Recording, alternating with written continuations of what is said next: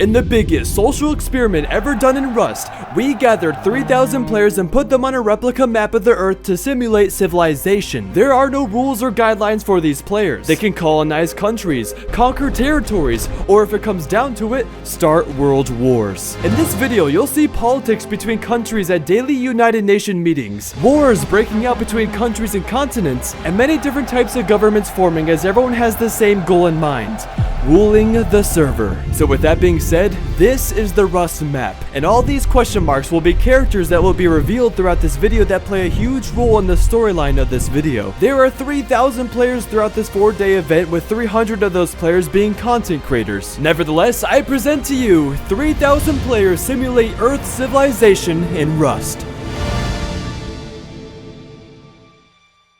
In the first hour of the event, players spawn around the world across all continents. We have North America, South America, Australia, Europe, Asia, Africa, and for those who got unlucky and had to start in the freezing snow, Antarctica. Why is it so damn cold? And soon, all players would start to migrate to where they'd want to permanently settle for this event. But our first character being introduced is in North America, specifically the United States, and his name is President Brawlo.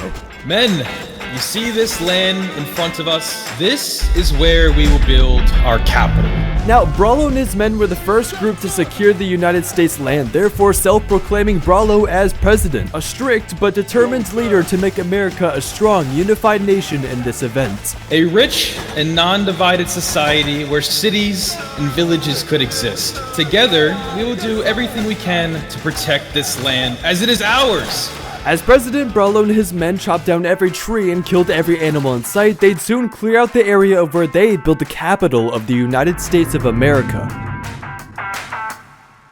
Now, building in America comes with great responsibility because nearby the Area 51 location is the MLRS Monument, a monument in Rust where you can missile strike anywhere on the map in the safety of your own home. This poses a great threat to every other nation, so President Brawlo holds a lot of power with this weapon in his country. Not too far away from the USA, however, is their neighboring country, Mexico. Mexico was just getting their start to building their country, but President Brawlo and his men saw this.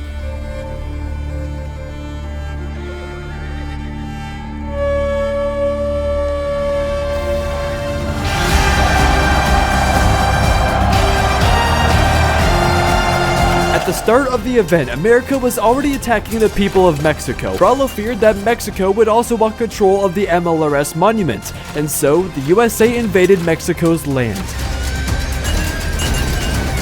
Since this was so early in the event and people didn't even have guns yet, Brawlo wasn't worried about other countries interfering with this attack. But this invasion would be the start of the America versus Mexico war.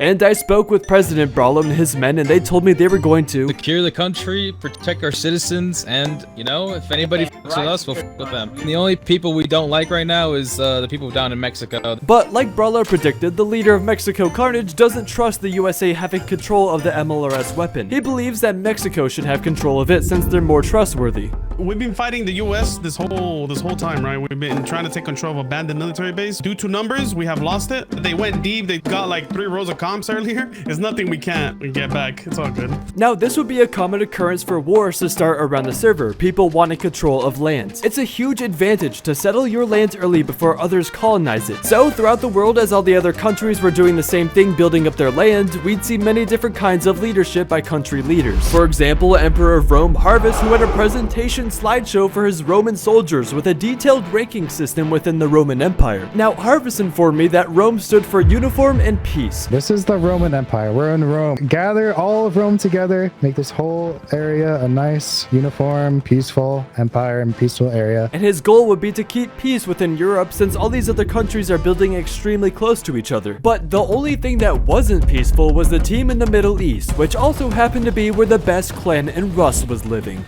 OT. OT over there, they're causing issues. They're causing trouble. They have so many people in their group. They're insane right now, dude. This was Team OT. I've collabed with OT in many of my videos, and they're known for being a clan with the best PvPers in Rust. They've built in the Middle East because there's 4 oil drills scattered in this area, which would make them filthy rich if they controlled these. Also, the fact that OT stands for oil team, so it fits the name that they build here. I spoke with the leader of OT, Tanza. Fancy! Hey, Tanza. Now, OT was a big organization, so they had 2 leaders. OT Tanza was more of the political leader, where he'd run base operations and negotiate with other countries, while the other leader, OT Dinling, was their war general. This guy is dangerous. He doesn't care. He wants violence. Dinling is leading the roam team and raid team. They have been raiding teams. They have been killing and making people very angry, so... It was a balanced leadership with one guy doing the talking and the other does the fighting. And already, OT Dinling was traveling around the world causing trouble. Oh my god. Oh my god. Oh, that's a war crime, bro. That's a war crime. To die. War never changes, Fancy. War never changes. Look into my eyes, Fancy. Think this is my first war? Right off the bat, I could tell OT Dinling was a businessman. He was strictly here to rule the server and already expressed interest in conquering Antarctica. I want to check out Antarctica, man. Antarctica probably loaded. They got hella shit down there. OT Dinling believed the people of Antarctica would be rich in resources because this land had a lot of resource nodes. You see, in Rust, resource nodes spawn around more in the snow, and since this entire continent was covered in snow, OT Dinling had good reason to believe these people would be rich. OT wanted blood, and the night invasion of Antarctica was about to commence for them.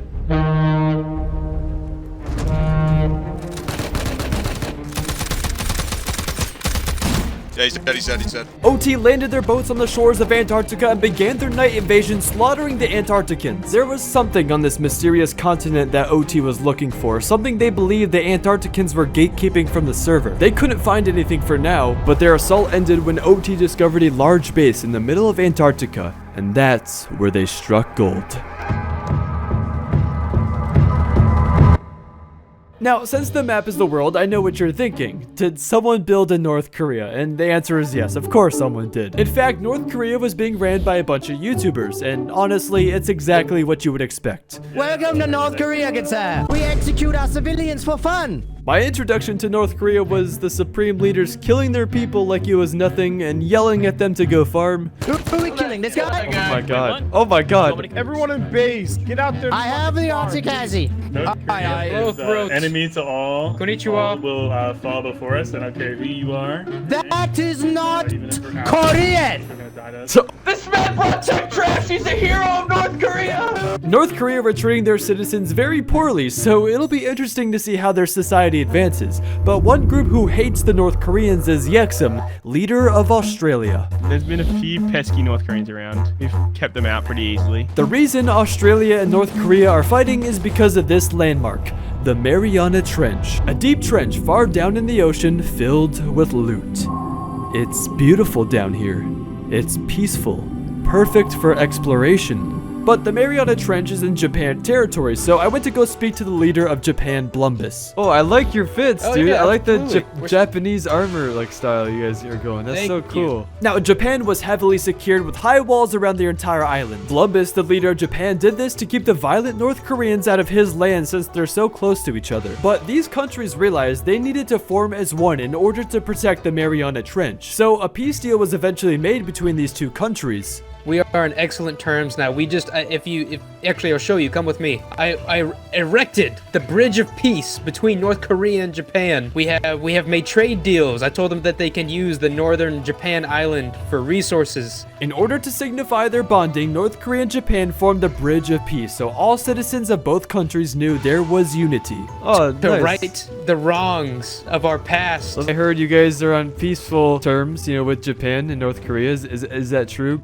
This is indeed. We are all North Koreans.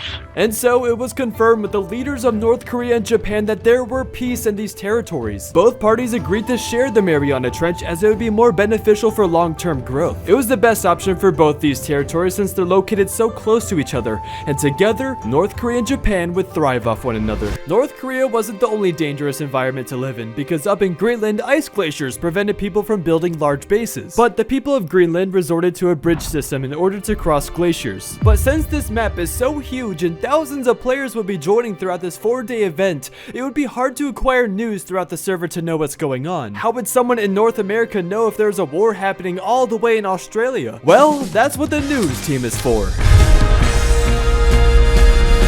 Welcome to Confusion News. This is your one-stop destination for breaking news from around the map. Confusion has dedicated his responsibilities to provide valuable news to the server. The team goes around the server collecting reports, and Confusion edits these news episodes and posts them in the Global Warfare Discord, where over 6,000 people can be found. The news team has been on top, not just with PvP, but with also finding groundbreaking news. You guys are under the protection of OT, correct? Why, yes, we are. As you just heard, the news team is also under the protection of OT. We don't know why yet, but some speculate this might be to push out OT propaganda to recruit more PvPers for their clan. But something was off with the news team when I asked them. Everyone's relying on you. No fake news, alright? Of course, never. Okay, right? Never? I would never do that. No, never. Never. No fake news. Okay, alright, sounds good, guys. I'll see you. Have a good time. Yeah, you don't have to worry. Over back in Europe, the Europeans would quickly discover that these living conditions were extremely difficult, and it would start to cause arguments between the nations. Well, they shot at the first arrow at us when we were getting our base down. The issue is England doesn't have the resources that we need, so we do have to go out of this area. As mentioned earlier, Europe is very condensed, and the people of the United Kingdom realized they didn't have resources they needed, which causes them to go to other territories to farm, and now everyone's getting mad. The only hope for a war to not break out between Europe is in the hands of Emperor of Rome Harvest. Remember, he vowed earlier to keep peace in Europe. Uniform, peaceful, empire, and peaceful area. And since he has the largest army out of all the nations, the Roman Empire, it's his duty to keep everyone happy. Me and William go to Farmer Conrad. He's all stressed out. He's saying that the UK are killing him. Over in Denmark were peaceful farmers, providing food and resources to keep the European nations alive. But the UK killed one of their farmers, and Harvest didn't stand for this bullying. Luckily, a war didn't break out, but tensions were becoming very strong in Europe. Yo, Conrad, are you home, Conrad? It's Fancy. Oh my god, hello Fancy, how you doing, man? Man, we're just trying to live a peaceful life here and just farm, you know, the way of farming. But there's a lot of guys roaming around and killing all the farmers, man. Conrad and the farmers stood for peace, and all they wanted to do was help Europe get through this Great Depression of low resources and be able to feed the people in Europe. You see this big water area right here? Yeah. We're gonna fill this up with farms. And you see this flat area over here? We're gonna have a nice roleplay village. We're gonna have a nice peaceful area where people can just relax and have fun. But there was one group who saw the farmers' intentions, and they did not like this, and they were not from Europe either, but they were the neighboring country, Russia. Meanwhile, I think it's time to introduce you to a new continent. It's a beautiful piece of land. This is Africa.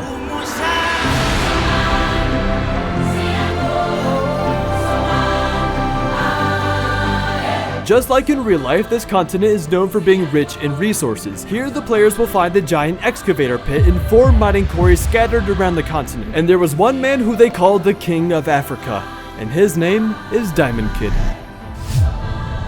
Diamond Kid, leader of Africa. How are you doing, good friends? Welcome to Africa, Fancy. We're thriving here in Africa. Lots of resources, lots of food. We have water. Diamond Kid informed me that there were 2 parts of Africa, South Africa and normal Africa. South Africa was very hostile and wants to colonize Madagascar, a group of individuals who changed their names to different characters from the movie Madagascar. And next thing you know, they say, yeah, you're friends with Madagascar, and they just shoot me in the head. Oh, and now we're battle for Madagascar, is that true? That's true, this is true. So you are supporting Madagascar, but Diamond Kid and the people of Africa vowed to protect the island of Madagascar and stop South Africa from taking more land. And with such weird timing, a desperate message was sent out into the global chat from Madagascar. Oh my god, OT is on their island. Oh my god, OT is on Madagascar right now, guys. Oh, everyone gear up! Everyone gear up and go to Madagascar right now! OT is attacking Madagascar! Go! I'm gonna go over there! Go! Literally, as I was speaking to the King of Africa, OT began attacking Madagascar. We already know OT is the biggest threat so far on the server, and as soon as I tuned in, the people of Madagascar were being ravaged. OT Dinling, the war general, arrived on their tugboat and sieged the entire island, similar to how they did in Antarctica. The Madagascar island has very minimal resources, and the primitive islanders couldn't fight off OT's heavy weaponry. Their people were being killed off. OT was door camping their buildings. But fortunately, OT realized there was nothing here worth their time and soon would pack up their boat to leave. Dinling, what is your men doing right now? You're attacking the peaceful country of Madagascar, Dinling? No, okay, wait. Sorry, Fancy. We gotta talk. Yeah, we do need to talk here. Well, think about it, Fancy.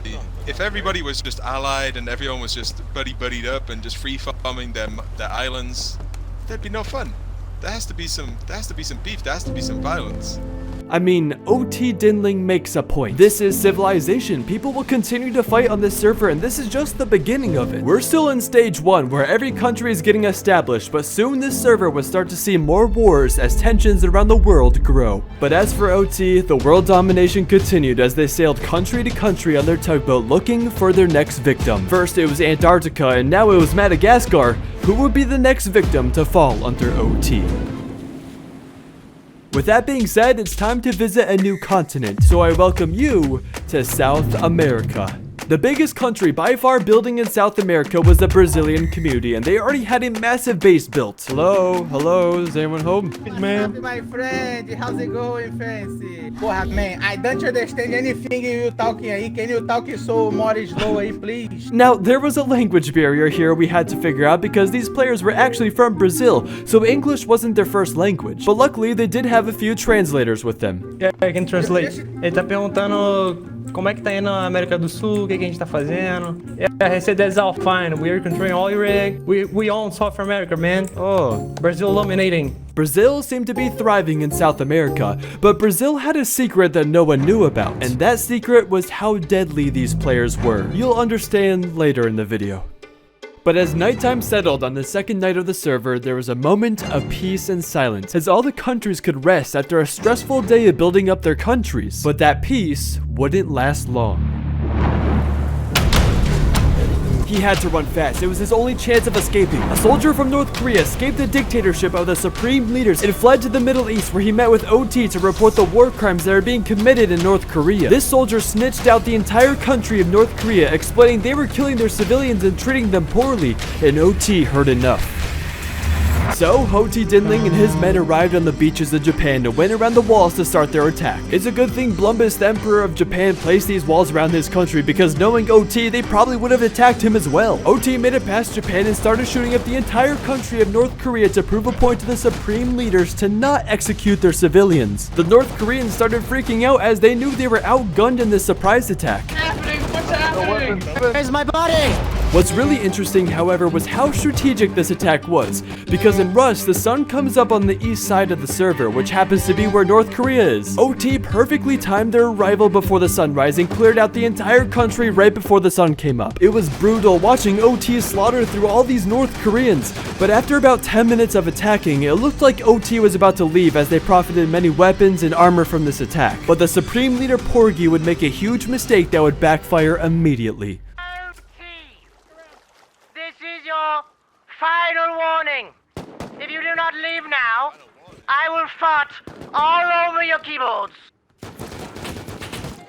Why would Porgy say that? That was the ultimate disrespect to OT, so they turned right around and went back for round 2. But this time, they didn't show remorse. OT immediately laddered up North Korea's base and completely took control of their roof access, and now the North Koreans were panicking even more. Yo, who's in the main base? Who's in the main base? If Porgy would have just been quiet, none of this would be happening, but it got worse. Cause one of the North Koreans opened the roof access door, and now OT had entry to the entire base. OT had control of all of North Korea's loot inside their base, all because Porgy was talking smack through the megaphone. Antarctica, Madagascar, and now North Korea. OT was proving a point that the Middle East nations were a strong, uniform country not to mess with. With all this violence happening around the world, with countries attacking, arguing, and going to war, it raised the question, who should be the defenders of peace? There needed to be an organization to act as a police force to keep countries in check, and that was the duty of the United Nations Group, also known as the UN. The UN's goal was to keep peace between countries and resolve conflicts happening. The UN was built in Cuba and was already constructing a massive wall around the perimeter. I met with Moidala, who was the leader of the UN, and soon I'd meet with the massive team behind this movement. Oh my god, where did everyone just come from? So we're trying to be the peacekeepers of the server, and we are going to be hosting daily meetings with all the world leaders. Now, the UN plans to create an assembly hall for all leaders to gather in one building to resolve conflicts through politics and discussion. And once a day, all leaders of every country would join in this building to discuss politics in the server. But speaking of politics, we'd see the very first alliance made between two large nations, OT and the United States. OT Tanza, the political leader of OT, met with President Bralo in the middle of a desert,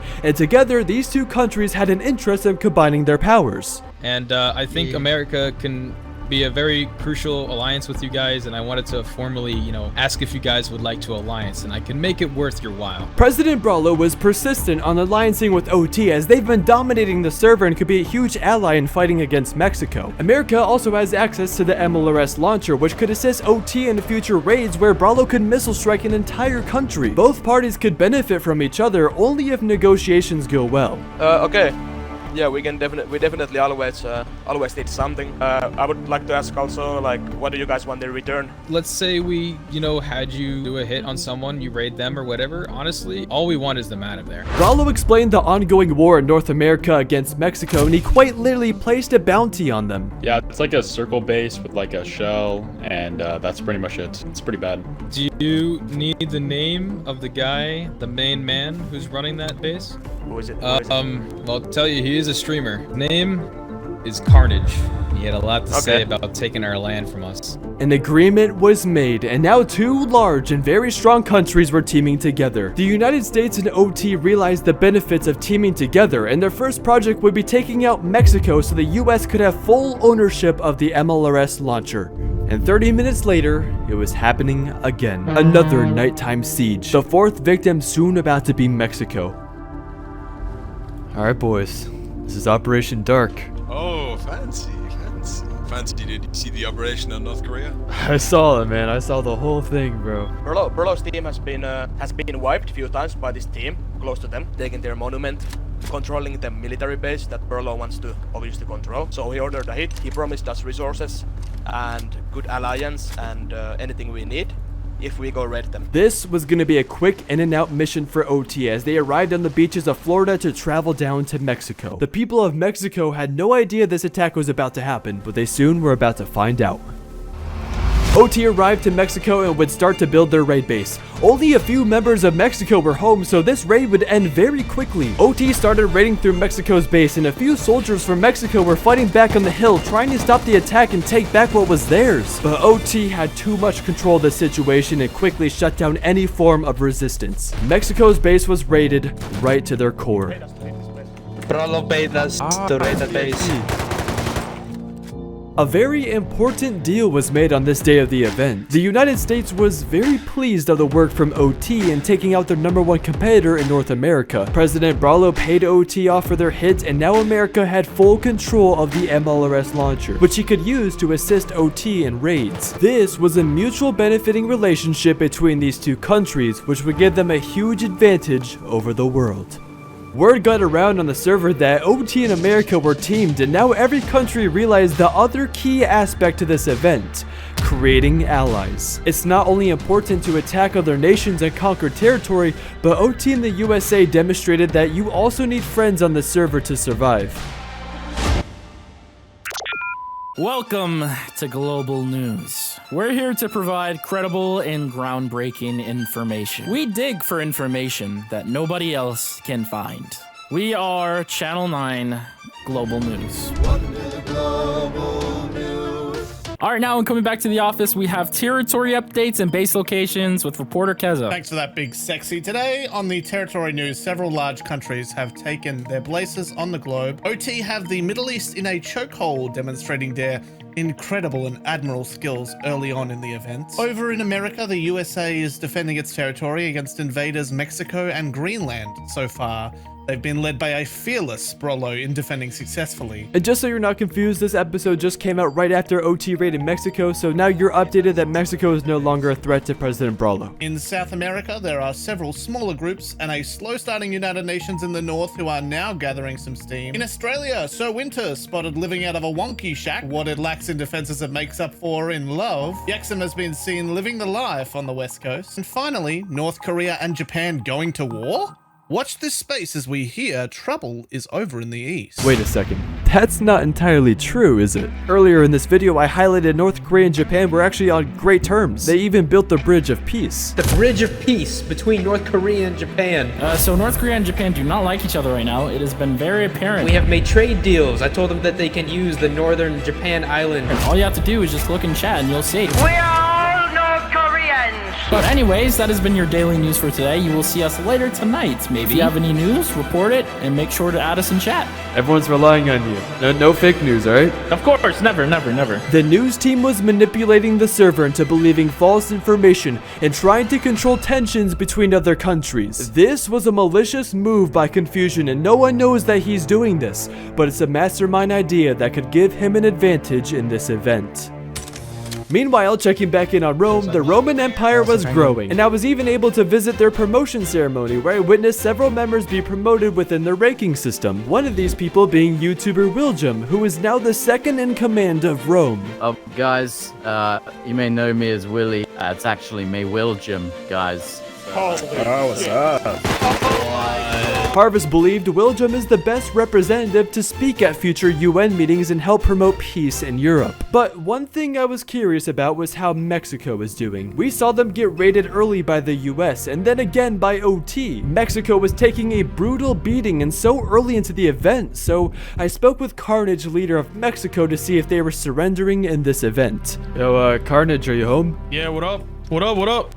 I hear enthusiasm in your voice, and that's good, but I saw what happened earlier, and I wanted to get your take on it, man. We just got Rome raided. That was unlucky as hell. So everybody started panicking and running back, and it was a freaking mess. Yeah. The US wants our lithium, and we're not gonna give it to them. We're gonna fight for it. This is our country. We're gonna defend our country to the very last man. Yeah, we're not giving up, man. We're not giving up. Yeah. Mexico does not give up.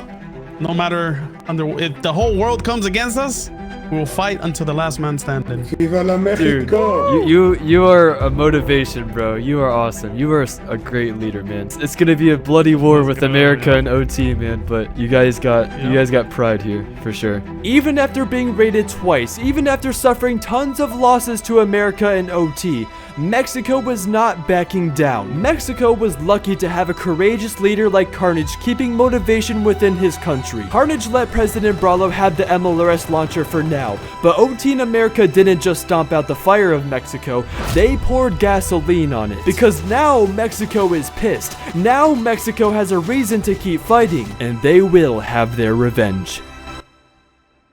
But OT wasn't bothered by this. In fact, they had completely forgot about Mexico because just like every other country they've attacked, they were moving on to their next target. And that's exactly where OT was heading right now, Antarctica.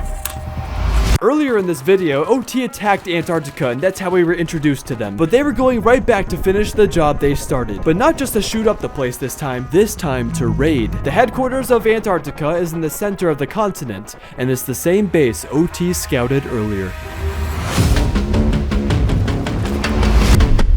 Antarctica knew this attack was coming. Was Antarctica stream sniping? Possibly. Did they get their intel from another country? Also possible. I have no idea how they knew this attack was coming, but it was too late for OT to pull out now. They had to commit. The Antarcticans stormed on the roof, trading shots with the OT clan, knowing that the most dangerous team was now raiding them. OT is fresh off raiding Mexico and attacking numerous countries, so they're all warmed up. OT was getting their raid base going, but since Antarctica somehow knew this attack was coming, they showed great resistance right off the bat. High walls were being placed everywhere for cover, and OT was trying to establish control at the front of the base. And because of those walls, the Antarcticans knew they had to push up to attack OT. Deaths were everywhere in this battle. Both sides were dying in this massive battle. But once OT started rocketing, Antarctica lost control. OT OT was able to siege into the base and climb up the top levels, preventing Antarctica from using the shoot-down floors. But after the long-lasting fight, OT did the same thing they did to Mexico and eventually blew into the core of their base and secured all the loot.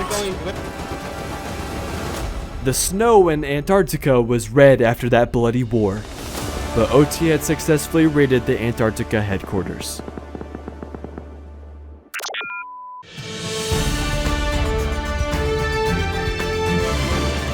That's some groundbreaking news. Watch now, watch. Whose base are we standing in right now?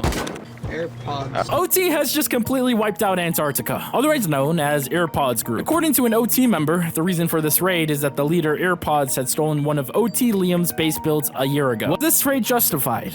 What do you think? Now, there was still one country who had my attention, and that was Brazil, so I went back to South America. There's just something so intriguing about this country because they didn't speak English. I wanted to learn more about them and understand the culture they're bringing to the server, and I'm glad I met with one of their translators because I was about to learn something crazy happening to Brazil. As you can see, Brazil took over South America and the whole of Brazil as well, obviously. I don't know, man. We've been betrayed by... We were really trying to be really friendly in the beginning. Some people calling themselves the UN, striking first. I don't know how that works, you know, what sort of UN this is that shoots first and asks questions later. According to Kira here, the UN was attacking Brazil. At first, I was confused because the UN stands for peace and are the protectors of the server. They're not supposed to be attacking other countries. So I learned from Kira that Brazil has a president, so I went to go speak with their leader to get more info on this. The president is currently raiding 025 Northeast. I asked Juni, the president of Brazil, about his thoughts on the UN. Yeah, sure. Okay. Go to my base. Come here. Yeah, let's go. So I heard you're the president of Brazil. Is that true? Yeah. I would like raid UN, but I think the meeting is good, but I don't know. I could tell Juni, the president of Brazil, felt conflicted. He wasn't sure why the UN was attacking Brazil, but he thought the daily UN meetings that will be hosted are cool. He wants to like them, but it's very hard when his people are being killed by them. The UN was doing something they weren't supposed to be doing, attacking other countries and promoting violence. The worst part about it though is the Brazilians don't speak fluent English, so it would be difficult for them to expose the UN on their corrupt actions. But I went to the UN to see if their allegations were true. Oh, I don't think there's I think Brazil may feel the tension between us, but I think we're pretty friendly with them. You know, we're just trying to farm and trying to get built up and trying to make some good stuff. But we'd like Brazil to come so we can talk it out a bit more. We're hoping we can squash as much beef as possible, but we will still fight for justice. There was just something off with the UN on how they responded to my question. He basically confirmed that these allegations were true and the UN was attacking Brazil. Brazil and the UN were on the verge of an all-out war from starting. But over in Europe, a new rivalry was about to begin. Russia heard about the peaceful farmers in Europe trying to get them through the Great Depression, and Russia wasn't going to allow their neighboring countries to be more economically stable than them. This is the hashtag clan.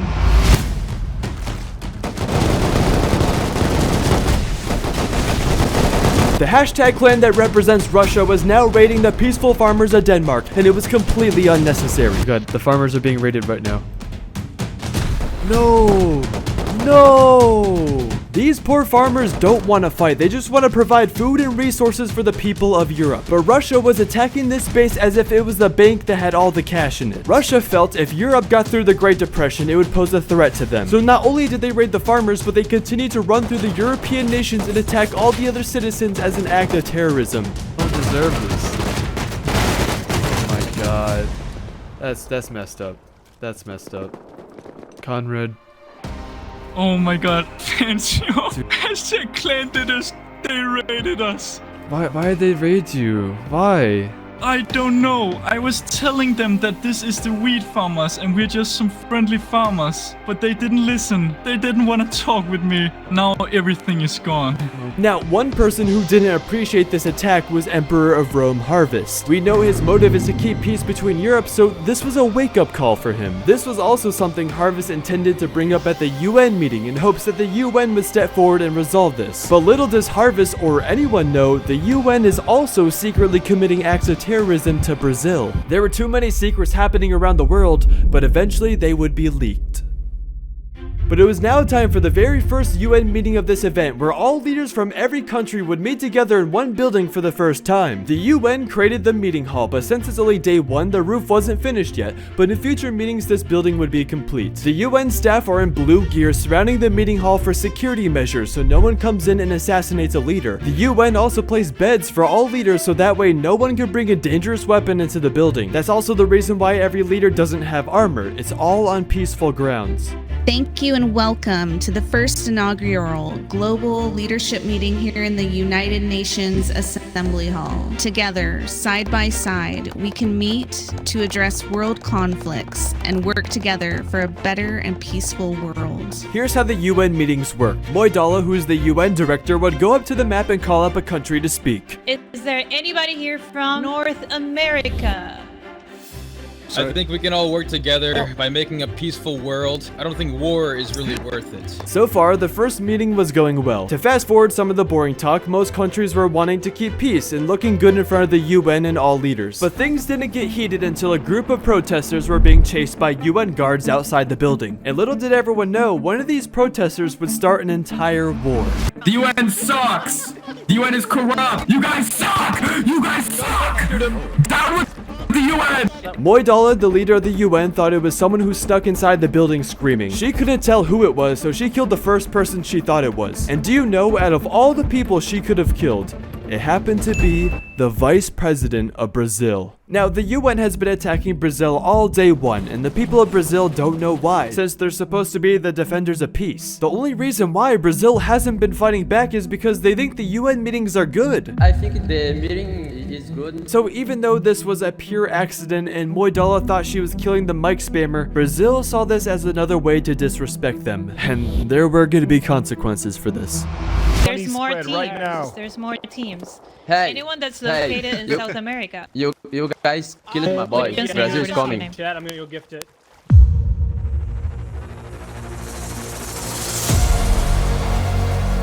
Brazil had enough. They were tired of being pushed around in silence from the UN, so they got geared up that night to send a message to the world that you don't disrespect Brazil.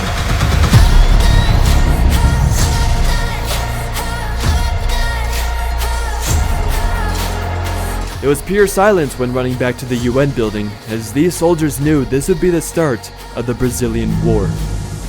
There are a lot of pressing matters that we should talk about, and since I'm here, we might as well talk about it right now. Conrad, can you come speak with me? Can you come down here? There's something very sad that just happened. We were all some peaceful farmers. They didn't want to communicate, and they straight up raided our farm in our village. Hashtag clan raided the weed farmers, raiding the Scandinavians. Farm, and you raided us. Stand together. We're getting raided. We're getting raided. Brazil knew there would be consequences after attacking the UN, but that didn't matter to them. The whole world would see them as violent people, but in reality, they were just fighting back for their freedom.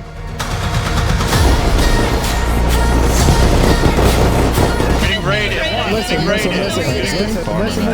All the UN security had to report back and hold the lines to defend their bases, so I popped my radar to see how many attackers there were. Holy shit. Yep, it's South America. South America's coming over to shoot everyone up. That guy was not kidding in the meeting. Now, Brazil didn't bring all their explosives. This was just a warning to the UN. But now Brazil's reputation was down the drain because everyone thinks Brazil just shot up the UN for no reason. They were misunderstood, but they need to find a way to expose the UN.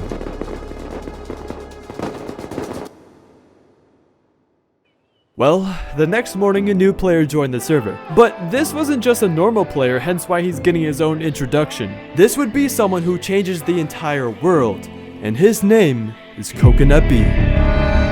Coco traveled the entire world through deserts, mountains, and roads to find the perfect country to settle in. But it wasn't until he came across a small, humble town of only a few villagers, located in North America.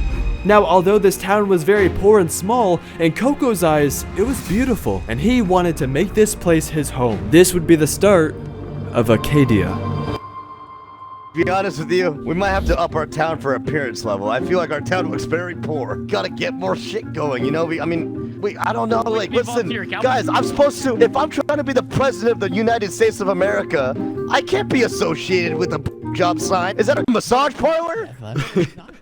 That's a massage parlor. That's your trailer. That's my house. That's yours. What the fuck? Wait, that's my house? Oh, what the fuck? Right? I can't live in a massage parlor, guys. We need like solar panels and like irrigation and hydroponics and crops and stuff. We gotta get a water source. We gotta get pigs. We gotta make this town stand up. We gotta make it technologically advanced. Maybe. Okay, hold on. It's a far stretch, but maybe we could find someone to massage people and someone off. I mean, that would at least attract some tourism. I gotta do more meetings, but we gotta get this town growing. Now, Coco just mentioned something very important. Coco wants to take presidency of the United States of America. If I'm trying to be the president of the United States of America... Now, obviously there's an issue, because the fierce President Bralo is already running the United States. Bralo has been attacking Mexico and creating alliances with OT. Bralo's untouchable compared to Coconut B. Coco was a mayor of this small, poor town, but it would be his goal somehow, some way, to make it to the top and gain presidency of the United States. He was the only person willing to stand up against Bralo and was already starting arguments in the US. Me giving you the base was me humbling myself to give you respect, President, and you spat all over me with your men. You guys didn't trust me. So this forced Coconut B to start a new war, but this wasn't a country versus country war. This was a civil war. This town right here may appear small and humble, but we're looking to make a difference. Coconut B was quick to realize the tyranny of President Bralo, and one thing he doesn't like is bullies. Some called Coco the savior that North America needed, because this entire time the United States has been under strict authority enforced by Bralo. So, Coconut B was the one to start the retaliation against the authority. This was the American Civil War.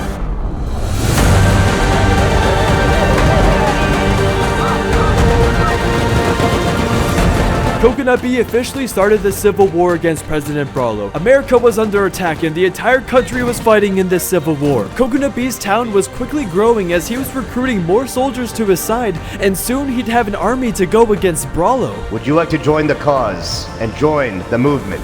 Yes. There was nowhere safe for this country. Every single citizen living here was in war. You could either choose to fight for your freedom with Coconut B in the town of Acadia. It's either you're with me or you're against me. Or stand by with President Bralo in keeping strict security of the United States. Coco was like Robin Hood. He was stealing guns and armor from the rich country of the United States and supplying Acadia residents to fight against the US. President Bralo was not expecting this to happen as he was dealing with big problems like the war against Mexico or sustaining his relationship with OT. So having to deal with a civil war and losing guns and armor was detrimental to his time. But this would just be the start of the American Civil War, a battle of a small town versus the United States of America. What you're witnessing is going to be a birth of a Mecca. It's all going to happen right before your eyes. But before day one ended, Coconut B had one final meeting with the UN. What would happen if the US were to topple and fall? What would happen then? What would be your action from the UN? If you take an action, we're gonna stay out of it, Coco. Perfect. Okay.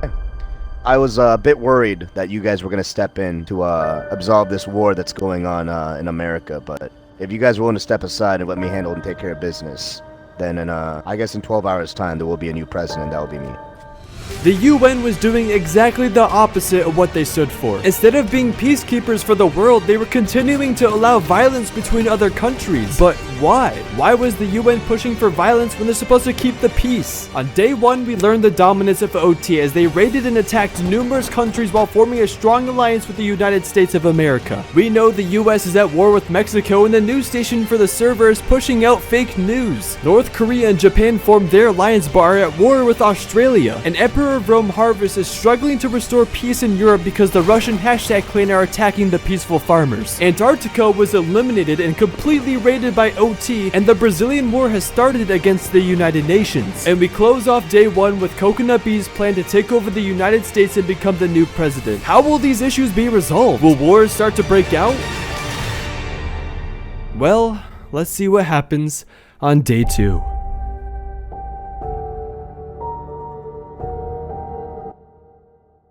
Welcome to day 2 of global warfare. Day 2 would bring a lot more action to the server as all the countries had day 1 to build up and farm. In day 2, we'd see more territory fighting, politics between countries, and wars breaking out between nations and continents. So let's go see what the players are up to today. Woke up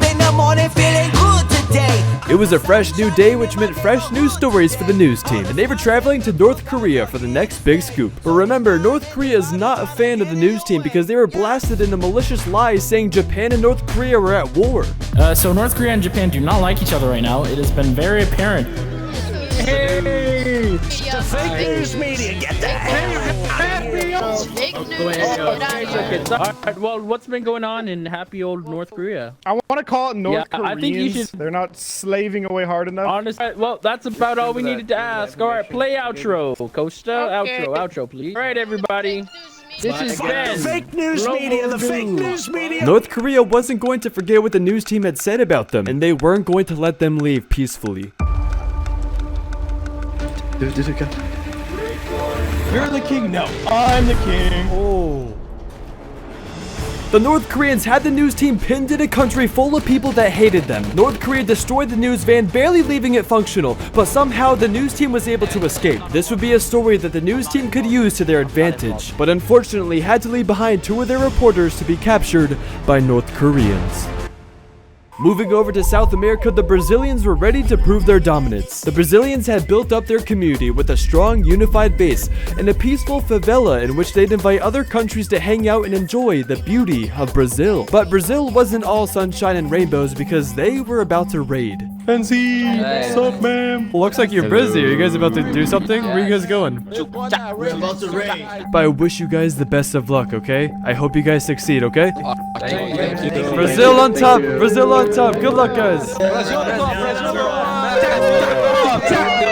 Brazil had pride on this team, but the only thing that was bothering them was how the UN was treating them. Killing the vice president at the leaders' meeting and invading Brazilian territory, Brazil felt a little left out because they didn't speak fluent English and they didn't want to be disrespected by this. And well, a base in North America was about to pay for that.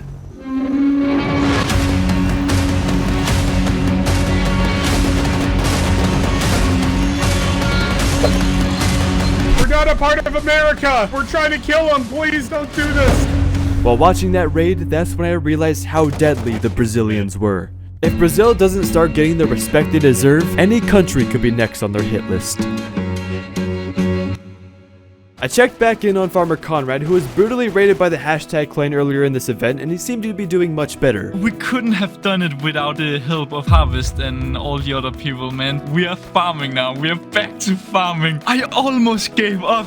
I almost quit, Fancy. That's why I wanted to talk to you, man. I wanted to give you that motivation, bro, and I'm glad you stuck through. I love you, Fancy. Meanwhile, on the top of Africa, for some reason, France was established there, and I was able to bump in on a conversation with the France leader and president of the United States, Brallo. How many people you got online right now?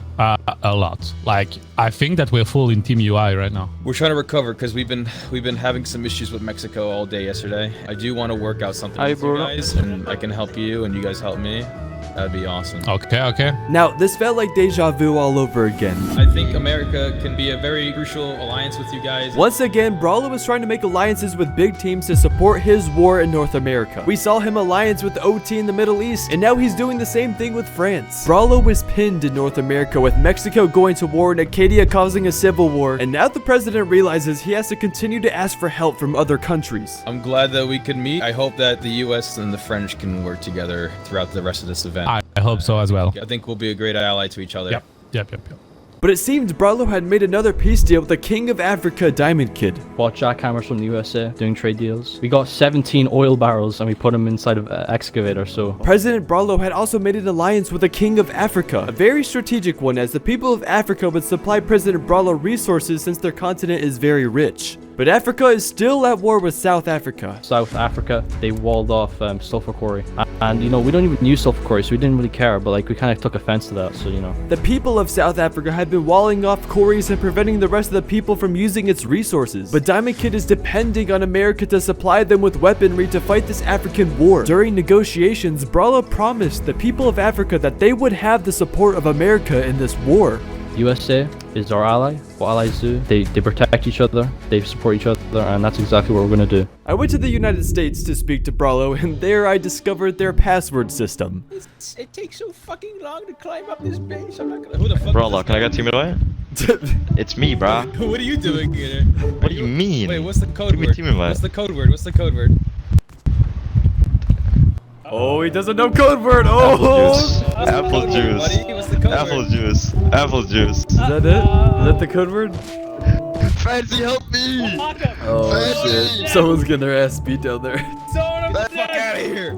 All right, Mr. President, I where were need we, to talk Fancy? to you, man, because I've been watching you for the past 12 hours. You seem to be very busy. You seem to, one, be having a lot of enemies going after you, and then two, I see you're having a lot of meetings. I actually accidentally walked in on you twice, having 2 different meetings today. This entire side of the world at the moment has become sort of a hot zone for PvP. There is a group by the name of Mexico. They've been trying to put us at any moment they can, and they're trying to reclaim their land. I'm not even gonna lie. I wasn't expecting Coconut B to pull up, but I also more so, I wasn't expecting Coconut B to be a f***ing rat, man. He was starting shit, man. God that's damn, so funny. that guy was a pain in the ass yesterday, but we dealt with it. We dealt with it. What do you? Oh wait, what do you mean? How'd you deal with it?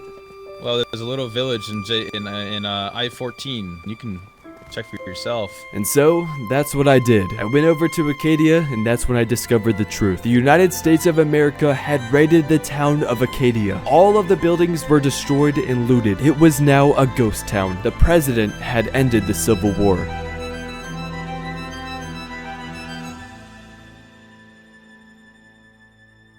Although this was a major victory for President Bralo, his main ally OT were unhappy with them. As we know, Bralo placed a bounty on Mexico, starting his relationship with OT. But Tanza came over to the USA for a meeting. So, obviously, yesterday after we did a Mexico hit for you guys, after that we wanted to go straight for Antarctica. We were expecting MLRS strike from you guys. I know. But and obviously, I apologize. then Listen, Tanza, Yeah, I go know ahead. what you're gonna say. I know what you're gonna say. Now, their agreement was, after OT took out Mexico, the USA would have access to the MLRS launcher and could assist OT in future raids. Remember when OT went to raid Antarctica? President Bralo was supposed to MLRS the base, but he didn't. OT was expecting a missile strike from the USA during that raid, but it never came through. All of the Antarcticans were on their roof, and that raid would have lasted minutes, but instead that war lasted a full hour. So OT Tanza was not happy with the president breaking his promises. I apologize that we couldn't help you in that situation, and I'm telling you this, I would have if I could have. I wanted to help you. I did, but I couldn't. I just couldn't at the time.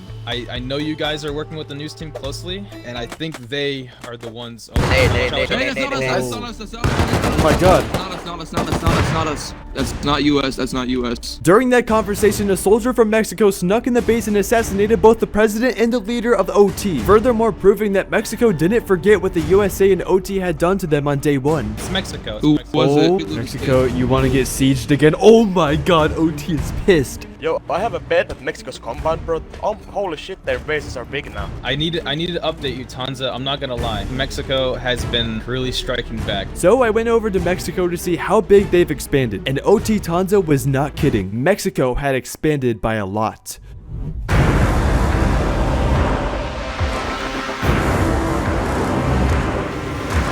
Mexico had 4 bases the size of Bralo's main base, and a huge compound surrounding Mexico. Like I said earlier, OT and the USA didn't stomp out the fire when they raided Mexico on day 1. They poured gasoline on it. Mexico was back in this event stronger than ever. During day 2, however, Bralo sent one of his soldiers to conquer Hawaii. He would use these islands to help build a navy away from the mainland. And to my surprise, when I checked back in on them, there are a few new residents living on these islands. Hello, Fancy. How's it going? So yeah, what's life been like on Hawaii, though? It's been a little bit of struggle with resources, but pretty good. You can blame this guy for that. Yeah. Whoever made this map didn't put trees on here. Although resources were very scarce on Hawaii, they were building a strong harbor of tugboats and had a navy fleet on standby for the USA. You guys got tugboats? Yeah, we have 4 tugboats. Hey, 4 tugboats. Oh my gosh, you have like a navy over here. This is where President Bralo keeps all of the USA's boats. They even had a hotel for any residents wanting to take a vacation to Hawaii. Come check out my hotel. Welcome this is to cool. the hotel. Checking back in on North Korea, the ongoing war against Australia was going very well for the North Koreans. We took the first W. We just took a W at an oil rig. We beat Australia, and we got a free scrappy from them. Look at that. That's theirs. So has the war been ongoing with you in Australia? Yeah, it's been pretty consistent. But I did hear you guys assaulted the news team. You guys know anything about that? Edited footage. You guys hate North Korea. North Korea was still angry at the news team for lying about them in the first episode. We saw how they rocketed of the news van when they were in North Korean territory, so these two groups were still unhappy with each other. But a new group was emerging on day 2 of the server, a very dangerous one. This is Trappistan.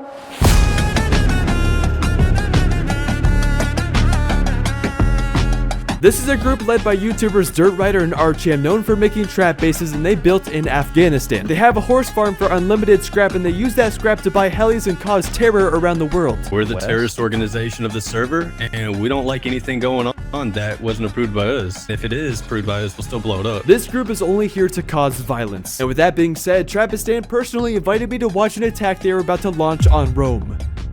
Now, Emperor Harvest of Rome was currently constructing the Colosseum for all Romans to enjoy fights and giving away prizes for his soldiers. But Trappistan was about to launch an attack on this building. Harvest was just having a meeting with OT Tanza, but soon his entire country would be under attack. We have like a ton of sulfur just dispersed into different villagers' bases, and we also have a ton of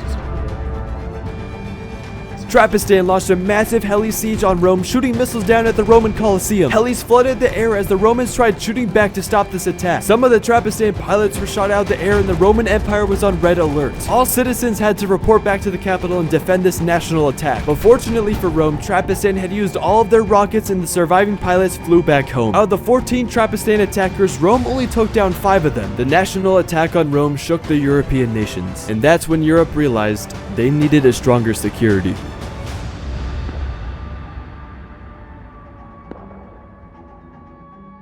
But back in Hawaii, these beautiful islands were about to see its end. As we saw, the peaceful islanders had very little defense and only a few residents living there. But because it's US territory, Carnage, the leader of Mexico, was about to launch an attack.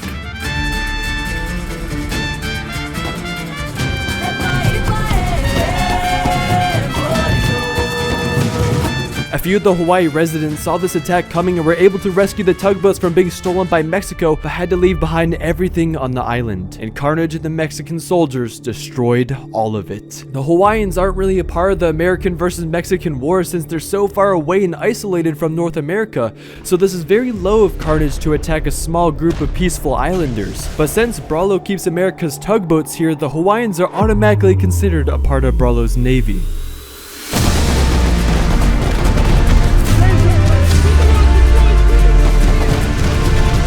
Carnage was enraged that he wasn't able to take America's tugboats and that the Hawaiians sacrificed their islands in order to save the Navy fleet. So, Carnage made sure that Hawaii felt the wrath of Mexico. After all the fighting and the wars between these countries, this was Mexico's way of saying, "We are back." Carnage wanted to send President Brawlo a message that day, and it was certainly received.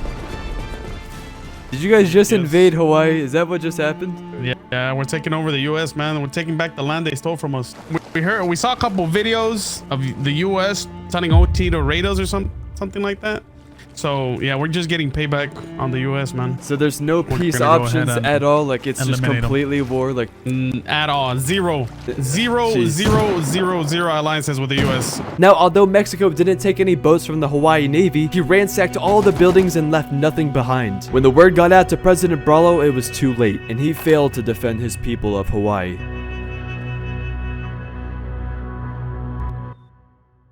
But with that being said, it was time for the Day 2 UN meeting where all leaders around the world would meet for the second time. This was an opportunity for all leaders to discuss their issues and present them in front of the world. And obviously a lot had happened, so this would be a very crucial meeting. World leaders, thank you so much for coming. So we're going to go around and see if there's any pressing issues that anybody currently has, if anybody wants to take the stage for a moment. Oh, all right, Brawlo. Carnage. Is it true? I saw a video that you told OT to raid us. Is that true? His name is Carnage. So he ordered a hit. He promised us resources. Brawlo paid us to raid the base. I cannot confirm or deny that. Is it true that you raided a bunch of innocent farmers and role players along the entirety of the west coast of America? Did you guys just invade Hawaii? Yeah, we're taking over the U.S., man. Yes, I raided a bunch of shit talkers. At least if we raid them ourselves. We don't ask for help to raid somebody. Is there going to be peace between USA and Mexico? Is there anything we can resolve? No, there's not. Hell no. Anytime it is. Zero peace. All right, take a seat. That's good. How's Hawaii? How's Hawaii? Oh, that's personal. Now is the time to speak up. Would anyone else like to go to the center and address an issue against another Yes, community? me. I have Alright, Thor, beef go with ahead. the news. They're spreading propaganda. Wait, what? I even have proof. Spreading fake news about North Korea. I don't think the Daily News Channel can be trusted anymore. We came to North Korea to visit on business, and we were attacked by your villagers. These are You're the king. No, I'm the king. Western capitalistic lies. You think that? Just come raid us, pussy, huh? Before I begin my message, I'd like to tell you a bit of a story. My name is Coconut Bee. I immigrated over to Alaska. With a future in sight, I then met President Brolo, who promised me a great future in the American dream. Work hard, he said. Get paid taxes, he said. I called President Brolo, to which he did absolutely nothing. He doesn't care about us. I think the fact that Mexico comes into our country makes me believe that this man is not fit to lead.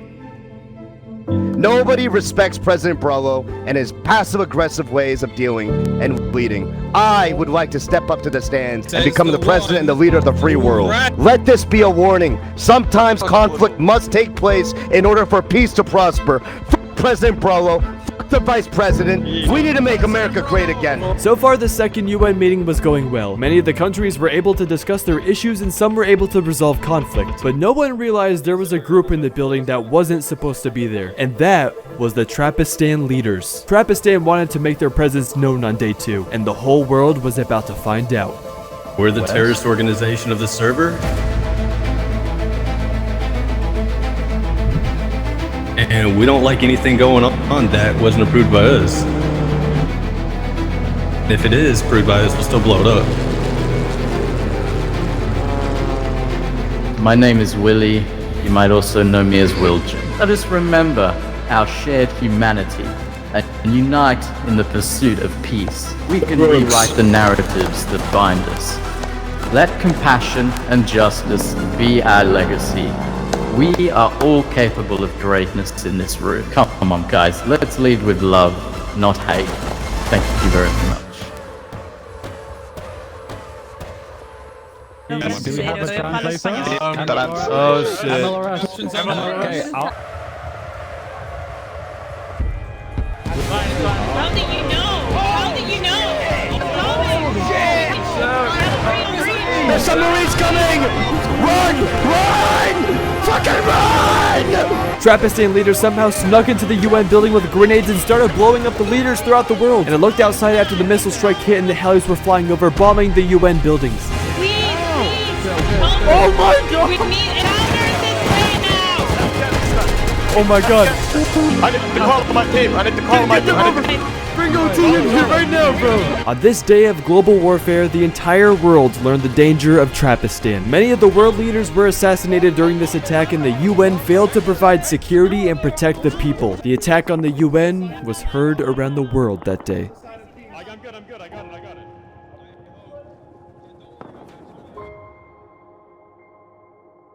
After that UN meeting, I posted an announcement in the Global Warfare Discord because tomorrow on day 3, a very important event would happen on the server. This is the video that was broadcasted to all the players. If you're listening to this message, I need your help. Somewhere random on the map, I'll be locked in a building with guards. It's your goal to free me from this building and escort me back to your main base. I'm gonna have a live tracker on me so anyone on the server can see my location moving on the map and will be attempting to do the same thing as you. If a group dies and fails to escort me, I stand still, waiting for the next person or group to come grab me. I'm not allowed to transport in helicopters, cars, horses, or trains. Everything must be on foot. Now, why do all this? What's the point? Well, the person or group that successfully escorts me back to their main base will receive a nuclear bomb. And this is what it's capable of.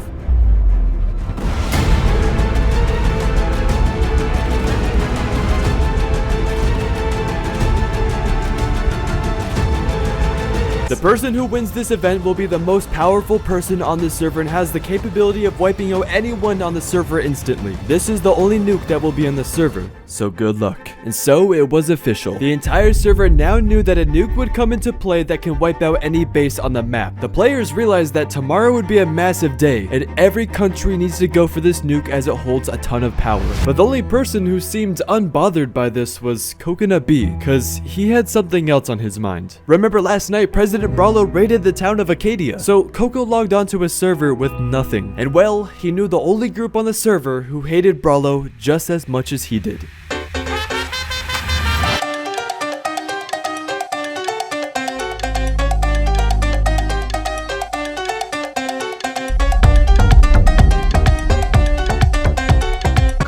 Carnage, nice to meet you. Oh, yo, what up? I see you're doing great things with Mexico. I'm very, Yeah, you like it? Yeah, I love it. Viva la Mexico. Listen, Carnage, I understand you guys have personal affairs with U.S. and the president right now. Is that correct? Yeah. President. I think he's a piece of shit. Yep. We're based over in I-14 right now at Acadia. We have a small town. I'm thinking it'd be a real shame if we merge right the capital together. It'd be a real shame. I'm down to do something with you and your people.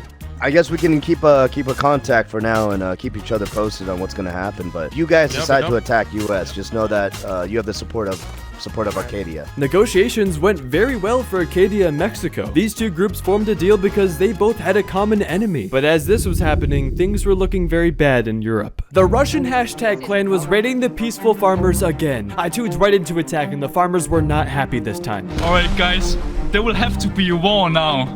We don't let this slide. But all of a sudden, there was a resistance. Emperor of Rome Harvest vowed there would be peace in Europe, and he was not letting the Russians get away this time. Rome and Greece stormed over to the farmers' base to stop the raid on the farmers because Europe could no longer let violence enter their continent. And it was working. Rome and Greece had pushed back the hashtag clan to Russia and stopped the attack on Europe. But this wasn't enough for Emperor Harvest. He wanted to make a statement to Russia. And so Harvest gathered the entirety of Europe alongside with OT. Do you remember right before Trapistan attacked the Colosseum, Harvest was meeting with the leader of OT. Emperor Harvest had convinced OT in negotiations earlier to help raid the hashtag clan, because if Russia kept attacking the European nations, they'd eventually start attacking the Middle East. And since there are a ton of oil drills in the Middle East, OT wasn't going to let that happen. And so the plan was complete and all parties knew what they had to do. And you know who tried to raid the farmers and who tried to take everything from them? It was hashtag clan. They're just trying to make a peaceful nation with farmers. They not only raided us once, they raided us twice. Yes, for the farmers, okay? This is for the farmers! We'll probably raid slow, like don't think it's going to be a pummel or anything. Any enemy kits that you get, just take it back to your raid base instantly. Don't panic if they're like pushing out and stuff. There's literally 50 of us, just be good for yours. Rome and Greece would stay in the back with the raid base and OT would be doing the dirty work, pushing in and raiding through the base.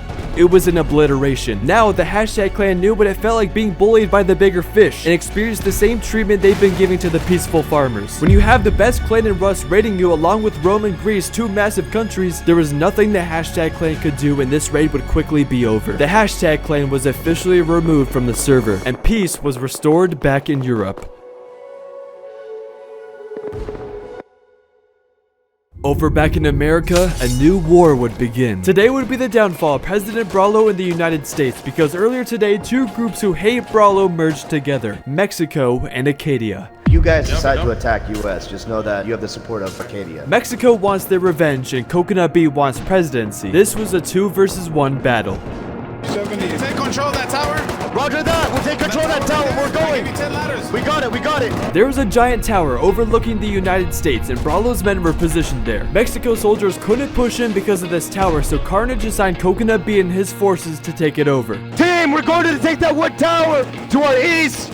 Ladders right here. Because this tower overlooks the entire battlefield, this would be a crucial point to control. Take that wood tower. Take that wood tower. Go, boys, go to the tower. Meanwhile, Mexico were building up their raid bases and preparing for this attack. The US soldiers realized they were outnumbered here with 2 countries attacking them, so President Brawlo made a quick call to even the odds.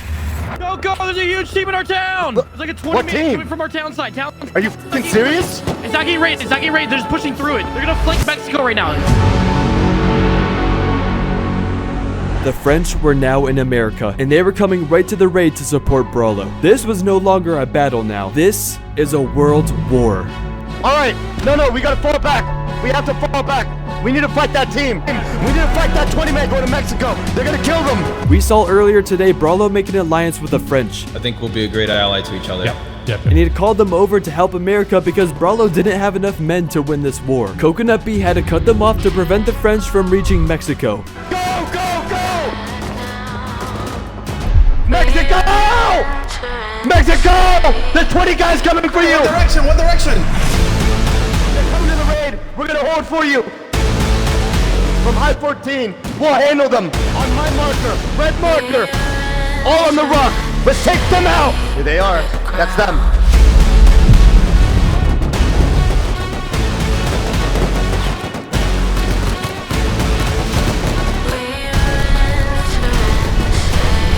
Take them the fuck out! Charge in! Let's go! France wasn't expecting the cutoff and their men were dying left and right. The admirable leadership by Coconut Bee allowed him and his men to prevent France from reaching Mexico to stop the raid on Brawlo. So, it left France no choice but to fall back and retreat out of America. They're falling back! Acadia had pushed back the French soldiers and now could return back to the raid on President Brawlo. We took them out. Let's go back to the raid, boys. Mission accomplished. Returning back to battle, leader of Mexico, Carnage, was able to take control of the tower, but he needed reinforcements badly because he was stuck up there alone. Team, let's go, let's go, let's go on me!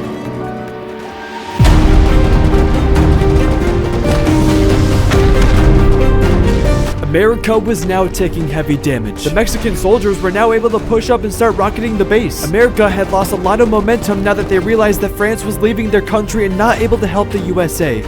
Carnage! Yeah, come up here, I'm up here. I took over the tower. I'm coming. How we doing? How's Mexico doing? Good. We took out a 20-man.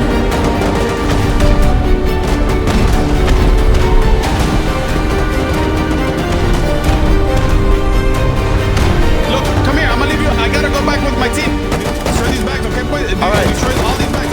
We will. Carnage! Believe it or not, that's when this raid took a quick turn, and now Acadia and Mexico would start to lose momentum because America still had one more alliance to call in. Get out. OT arrived in North America. Now President Brawlo wasn't alone. You see, OT had just finished raiding the hashtag clan before this raid, so they were already geared up, weapons ready to go, and left Russia to immediately go assist President Brawlo. No one was expecting them to pull up. And worst of all, OT landed behind both of these teams, so now Mexico and Acadia were the ones pinched in the middle. What's going on? Possible fight from the south? Oh my god. There's a 50-man coming from the south. It might be OT. They're here to counter us. For OT, this would be an easy in and out job. All they had to do was cross the road and flank Mexico. And with Coconut Bee and Acadia stuck up in the tower, there was no one in their way to stop them. They had full control of the situation. Holy they're all there. Holy f***, they're going for Mexico. They're rocketing these traitors! And that's when Coco realized it. This battle was going to be lost. OT managed to get behind Mexico and stop their attack, and President Brawlo was able to secure his base in the nighttime. Thinking back, it makes sense why OT would arrive in America for this world war. OT and America established their alliance by raiding Mexico on day 1. And earlier today, we saw a Mexican soldier assassinate the leader of OT. So Oil Team was more than happy to crash this party. On day 2 of global warfare, Brawlo demonstrated that having allies in this event is a huge factor, and he owed them a lot for saving his ass today.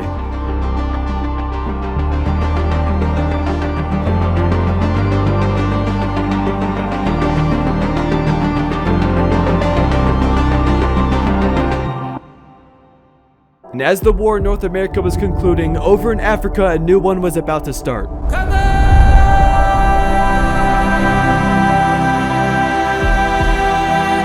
You see, the people of Africa were still being tormented by the group in South Africa. South Africa was blocking all the quarries and preventing their own people of this continent from accessing valuable resources. Diamond Kid, the king of Africa, had no choice but to go to Australia for help, and they were ready to assist the people of Africa.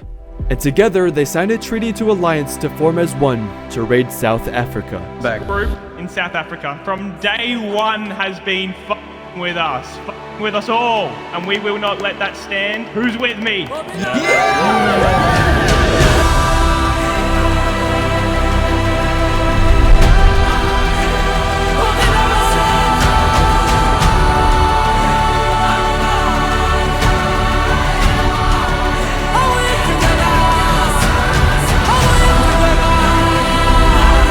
This was the battle for Africa.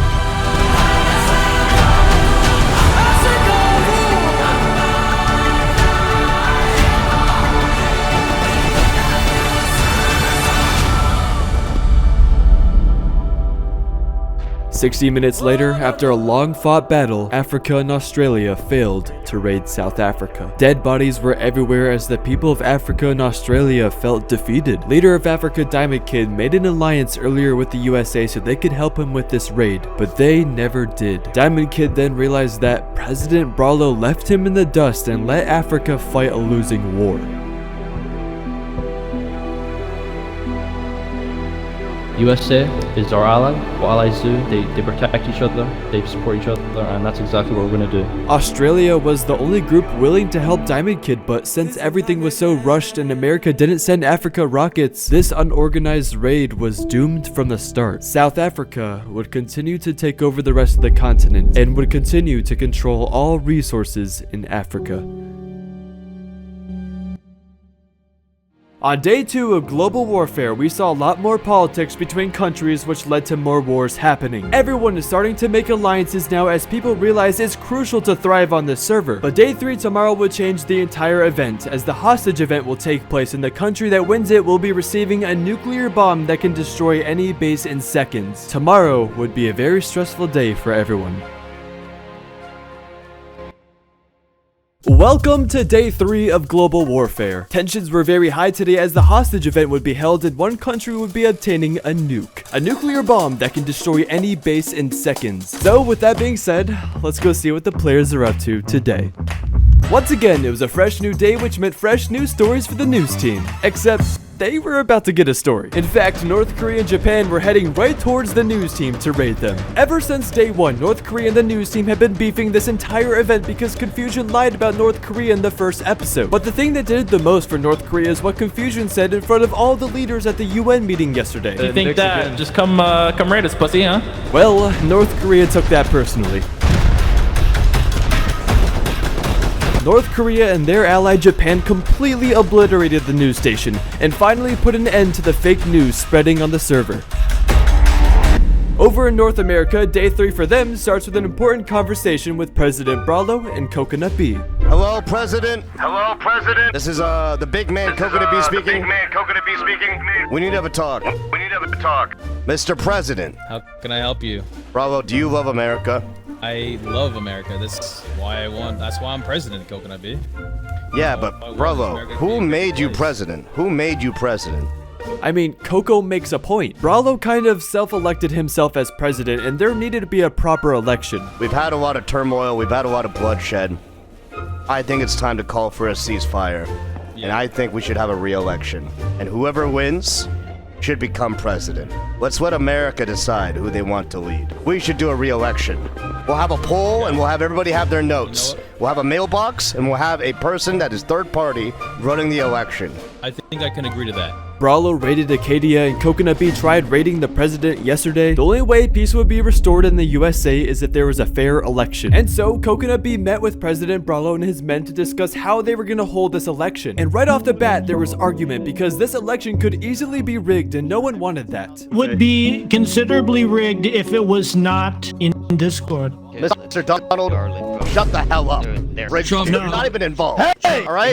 You're not. Shut the hell up. I'm putting myself involved. I decided to step in because there needed to be a third party running things, and we couldn't agree on if the election should be held in Acadia or the United States territory. So both groups agreed on a coin flip. If Coconut B wins the coin flip, the election would be held in Acadia.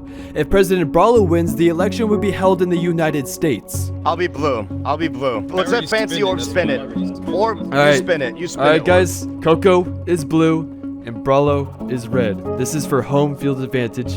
Here we go. Good luck, boys. Everyone clap. USA, USA, USA, USA. Roll up. Boo! Oh, all right, that is for Coconut B. Coconut B is the winner. It was now official. Coconut B won the coin flip, and the election would be held in his territory, giving him home field advantage. Have your men strip their sets, bro. Let's do this thing. We'll be there at morning, okay? Sounds good. We'll prepare for you guys. See you guys soon. Make America great again. Welcome to Election Day. It was a very crucial day for the Americans as the voters piled into the election building. After all the fighting and the wars between these two groups, it was the first time both Acadia and the United States sat down together on peaceful terms. Both sides understood that America would drastically change after this election, and so we separated the voters on different sides, and it was actually looking like it was going to be a very close vote. There were an even amount of people on both sides, so one by one we began to count the votes. Cowboy, you're good. Silverback, good. Coop, you're good. Darius, you're good. Payne, you're good. Darth, you're good. Emsky, you're good. Alright, the Law, you're good. You're good. You're good. Dingle, alright, everyone line up for Brawl's votes. You're good. Enderface, you're good. JC, you're good. Super Bomb, you're good. Walkstar, you're good. Death Devil, you're good. Next up. Thirsty Clips, you're good. The voting was over, and now it was time to reopen the building and bring in all the Americans for the final reveal.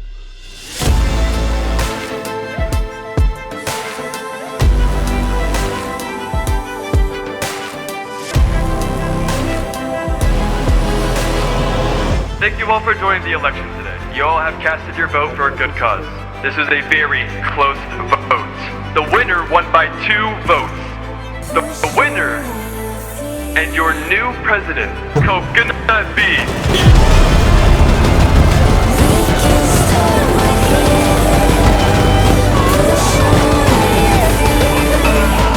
Coconut B had done it. Coco was now the newly elected president of the United States. I am the new president! We will make this country great again! America is now one! President Bravo will be my vice president, and we emerge as one! It starts right here. After the election, a new UN meeting was scheduled with all the leaders. But this would be a very important meeting as it would be the last meeting before the hostage event. One of these world leaders would be obtaining a nuke later in day 3, and a lot of leaders feared if OT got a hold of this nuke, everyone would be in danger. It takes like 10 seconds and your base is gone. They throw it, the nuke comes down, it's blown up, it's gone, it's vaporized, okay? It's dangerous. We need to take control of this thing. We all need to band together, okay? If the main concern is Harvest holding onto the nuke, how do you all feel about the UN holding onto the nuke? Absolutely not. Absolutely not. Absolutely not. Everyone in favor of an emergency meeting after the competition later today. But during this meeting, Vice President of Brazil, Tati, wanted to speak up about the unjust ways the UN has been treating Brazil. Because remember, the UN has continuously entered South American territory, attacking Brazil without anyone knowing. Every time I want to talk right here, I get killed.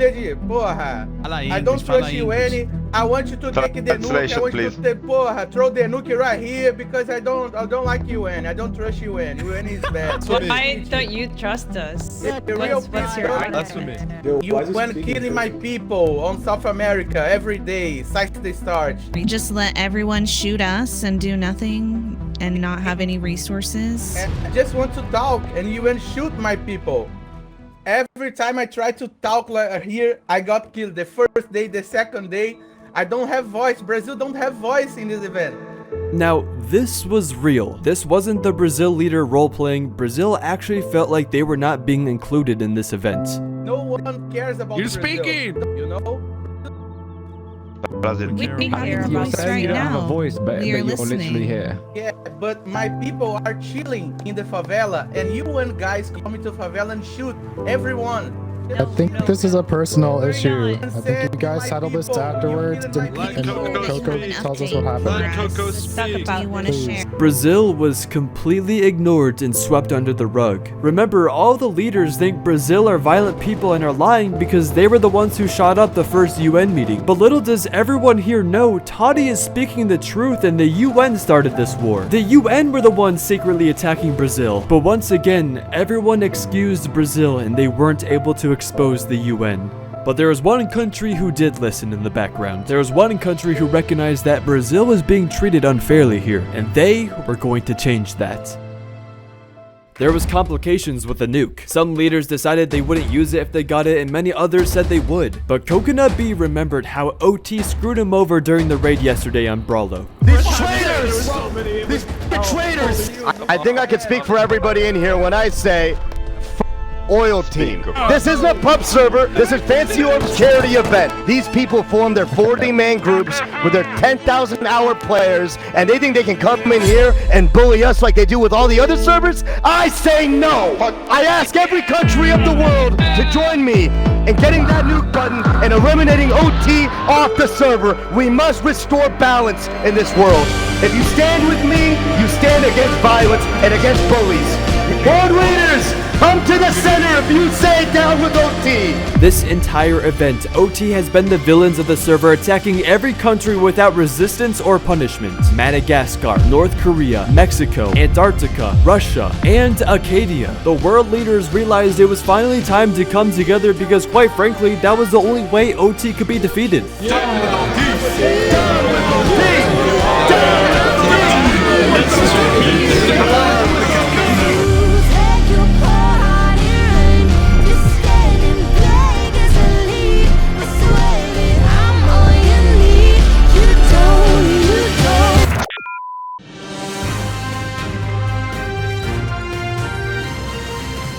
Alright, what's up guys? We're at an undisclosed location because we got raided, news team got raided. Sorry, that won't happen again. Alright, into the news. So, Coconut B has won the election over former president Brawlo, and now he leads the United States of America. Congratulations, President Coconut B. He now owns America. And another shocking news story, Harvest is gathering all the world leaders to raid OT. This is going to be the biggest battle of the century. We get it, bro. You want to nuke us. We get it. We get it. What you say, man. You want everyone to board, and you want everyone to board OT, so they'll nuke us. Also, we can't forget nuclear war at 8 p.m. EST. Be there or be square. It was 1 hour before the hostage event. All countries were getting geared up and ready for this all-out war. And just to give you a recap, this is how the hostage event works. My location will be somewhere random on the map. No one knows where yet. A country must break me out of my building with guards and escort me back to their base. Whoever succeeds, I give them the nuke. But because my location is live on the map, everyone on the server will know where I am and everyone will be attempting to do the same thing. It's less than 1 minute until the hostage event starts. I've placed myself in the top right of Russia, a very abandoned sulfur quarry, far enough away from all of the countries. The admins for this event are my guards, and there's 5 floors with guards on each level. Once the guards are cleared, any team can grab me and start escorting me away. It's nice to have absolutely no cover. Like, do I use the stairs as cover? Yeah. Hey guys, have fun down there, guys. Bro. There's someone coming. There's someone coming. I'm first. Sit down, kid. So far, it was quiet. It was too quiet. For now, only a few stragglers were pulling up to the escort base, but we knew the entire server was making their way over. Oh, there's oh my god, look 210. Oh my god, I'm scared. You're gonna die. Oh my god, boys! Oh my god, 210! Oh. There's oh yeah, people are coming. Guys, get ready, guys. The early birds who got to the base first were getting established around the perimeter. No one wanted to be the first one to push in, but they wanted to be the first to claim their spot around the tower. Everyone was making carefully calculated decisions as there was only one shot to get this right. Yo, first floor's gone. First floor's gone. Alright, first floor's gone, second floor, you're up. Oh my god, a new huge team. Oh my god, whose team is this? Okay, OT's here, boys. OT's here. It is OT. It is OT. Been an honor to serve alongside you. OT arrived at the hostage event and was now eyeing out the building. France was the only other country on the opposite side, so OT was here very early. And that's when OT decided to push into the building first. And this could be very bad for all the other countries. Are they in? Third floor. Oh, I rotate. Hi, Alright, you're mine. Let's go. Where are we going? Where are we going, boys? Let's go. Take me out. Let's go. Get me out of here. Get me out of here, boys. OT was the first team to capture me, so this group must take me to their base in the Middle East. This was not good for the rest of the world, but we still had to somehow get out of this building alive. We're going back to OT's base. We're going to the Middle East. Alright. Tell me when we're going. I'll stay here. We gotta hold it. Mello, you're my main guy. I'm following you. We're going to your base. Mello, I think you got me first, so Mello, I'm following you. Okay, you're gonna follow me. At this point, everyone was feeling the pressure, including OT. Looking at their body language, they had no idea how to escape this building alive as all the other countries were slowly surrounding the base. And that's when OT decided, screw it. We're just gonna send this. Let's go, Fancy. Go.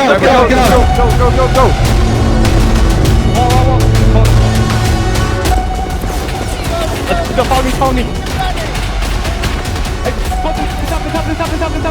The entire world could now see my tracker moving live on the map, and since I announced who took control of me, the server knows it's OT on the move. This is what every country leader feared, OT winning the hostage event and receiving the nuke. The world leaders needed to act fast or else we'd be in the Middle East in no time.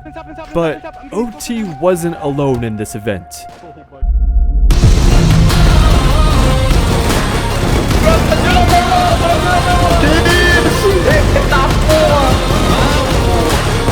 At today's UN meeting, Brazil felt like their voice wasn't heard. So OT said, hey, the whole world is against us too. Why don't we team up? Together, OT and Brazil formed as one to win the hostage event. All 100 of them created a pink and colorful kit and surprised the world by teaming together. Mini 130 in the sky.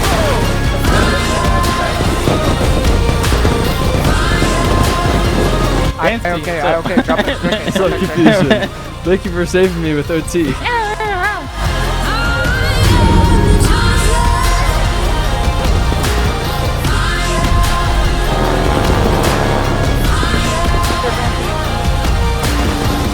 Oh my god!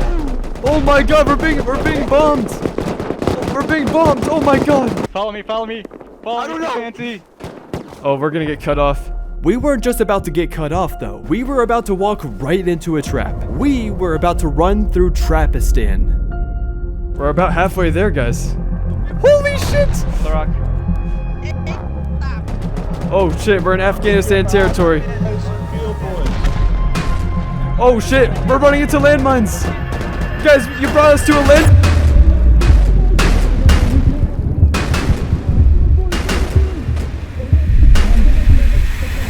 Holy shit. Oh my god. Oh my god. Yeah, Snuffy, I'm with you, Snuffy. I'm with you, Snuffy. Snuffy, I'm following you. This was the first miscalculation OT made in the event, and everyone was freaking out not knowing what to do. We had accidentally ran into Trapistan territory, and now we were stuck in the middle of a minefield.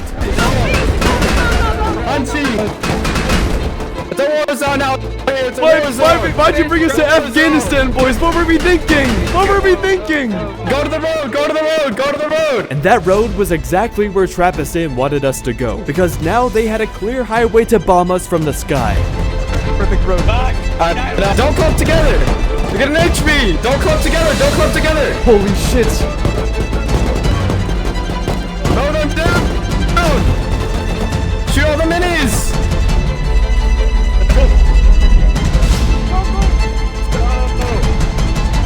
Oh shit!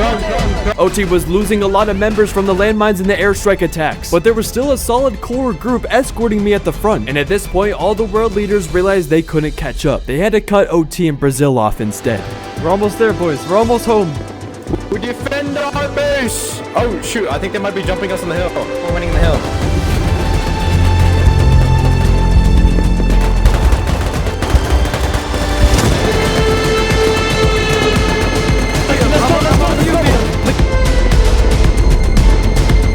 We're being ambushed! Oh my god! We're being ambushed! I'm with you, Snuffy. I'm with you. Snuffy's down. Where do I go? Where do I go? I need someone to tag me. I need to be tagged. Alright, Liam, I'm following you, Liam. I'm on you, Liam. Liam, you got me. You got me, Liam. Where are we going, Liam? Liam said, who am I following? Alright, June got me. June got me. Come first! Follow me! Let's go! I'm going. Let's go! Let's go, Brazil! Drink that! Open the door! Let's go! Open the door!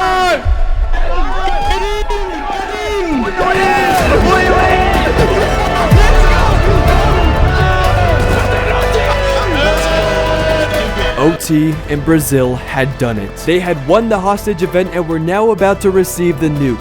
Junie, president of Brazil, was the final person to tag me and bring me in OT's base. OT and Brazil had formed as one group, and since the first person that tagged me from the group was an OT member, Junie was allowed to bring me to OT's base since they identified as one. June. Oh my god! June, come down here, man. Come down here. You were the last person to escort me, and you got me inside the base. Looks like Brazil and OT teamed up for this to use OT's base. But you are the owner of this nuclear bomb. Now, I like to go over a few things with you, so I'm gonna give you the nuke. You can do whatever you want with it. You can give it to another person. You can give it to another team. Oh my god. It's a smoke grenade, so wherever you throw it, that's where the nuke will drop. An aircraft will come in. It takes like 45 seconds and it goes boom. Everything in the area goes boom. But yeah, here we go, June. Here we go. That is the nuclear bomb in your hands. Oh my god. Let's go! Congrats, guys. Congrats. And after that, Junie, the president of Brazil, handed the nuke off to OT, which was a great amount of trust considering this is a brand new alliance. But this would strengthen the relationship between OT and Brazil. But could handing off this nuke to OT be a mistake on Brazil's end? We're gonna find out today. Remember, I hate UN. UN, I know you guys here. I hate you. I'm coming, motherfuckers. Oh shit.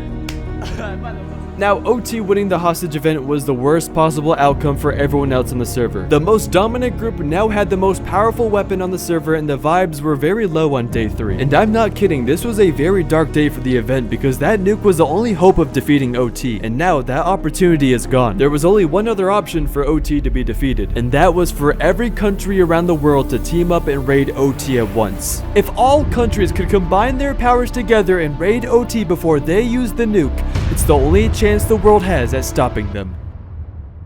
Which brings us to Antarctica. You see, Antarctica invited all the world leaders to meet on this continent. Everyone thought that Antarctica was eliminated out of this event on day 1 because OT raided them and it was reported on the news. But little did we know that Antarctica was still playing, and in the background they were preparing for this moment to get their revenge on OT. Antarctica was in the background this entire time, staying hidden, waiting for the perfect moment to strike. And now was the time. It was like an Illuminati meeting, the strongest leaders coming together in a very private and secluded area to discuss one of the most important events that will change the direction of the server.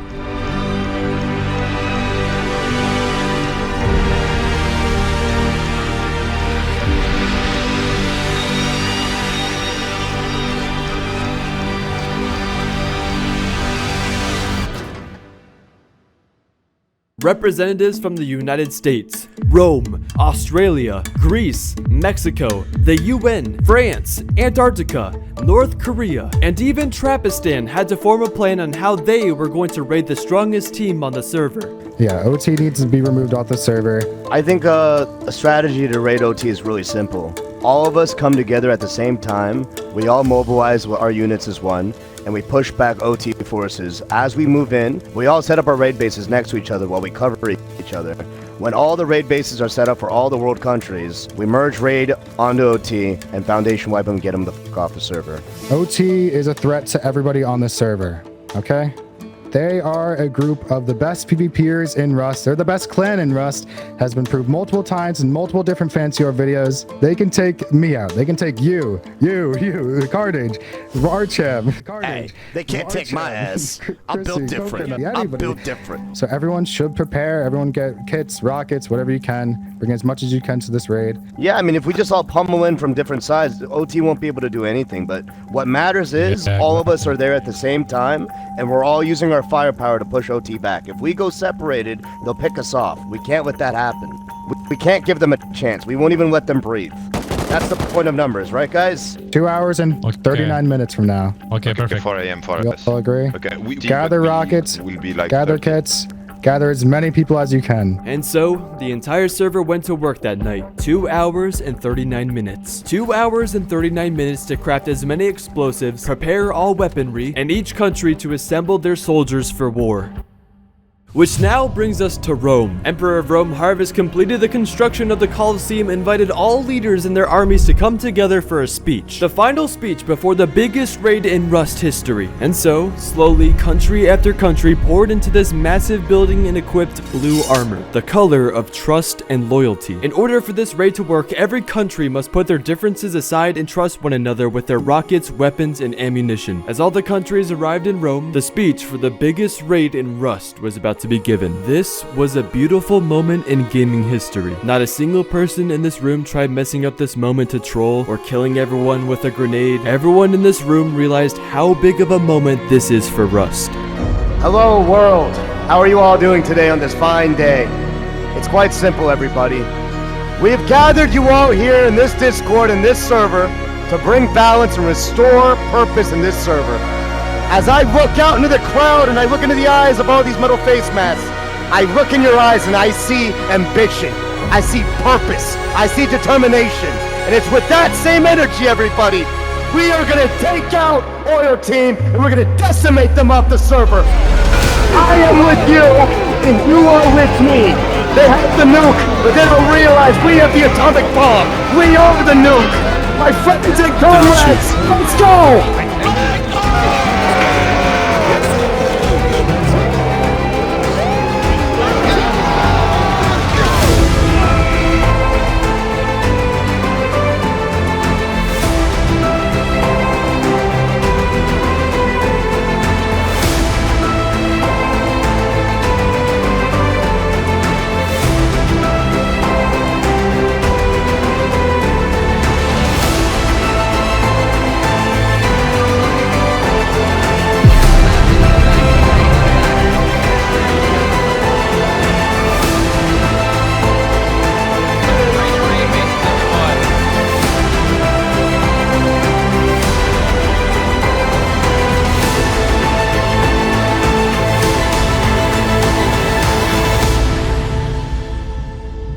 OT knew this attack was coming and gave raiders respect, meaning when the first explosive goes off, that's when the raid starts and that's when they'll start fighting back. A very honorable move by them, but little did everyone know, this was just to buy time.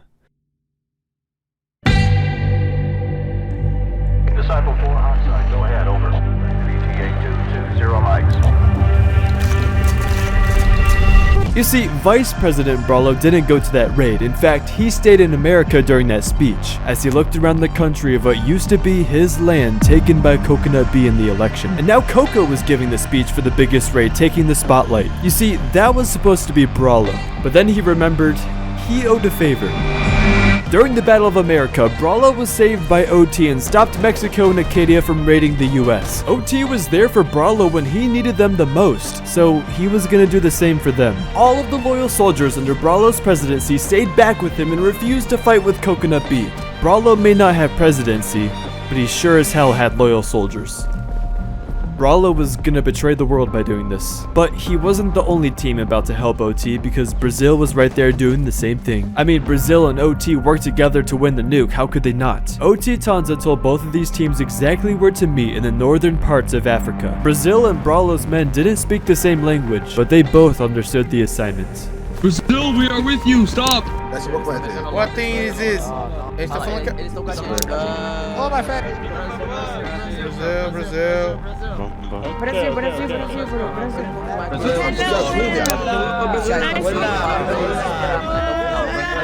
Ele tava aqui, não é pra matar. Não é pra azul. Where's Brawlo? Where's Brawlo? Oh, come on.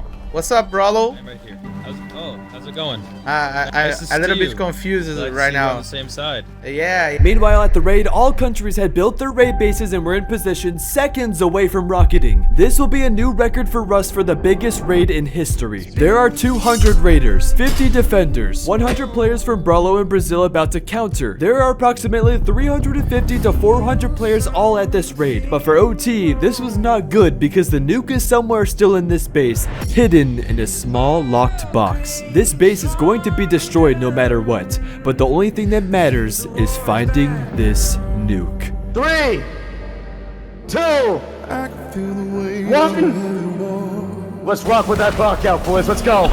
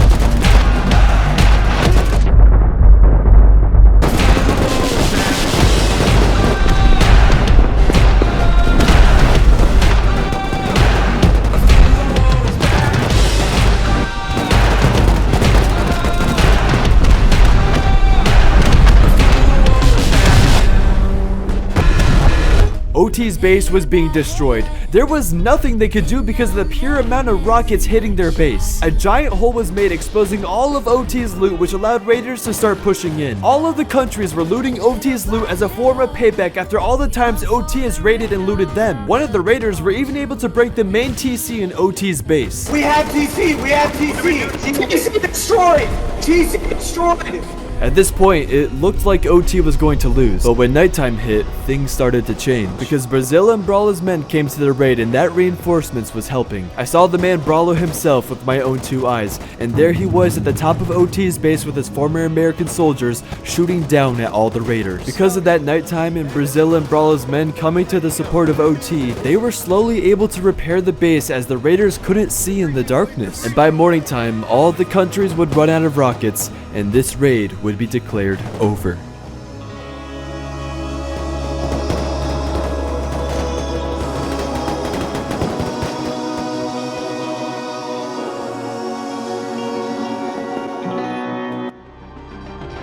On day 3 of Global Warfare, OT proved why they're called the best clan in Rust. Brawlo paid back the favor he owed to them with Brazil standing by their side. A massive wall of GGs were sent in the chat that day because although OT defended the raid against the entire world, history was made on Rust today, and that was something that everyone could acknowledge.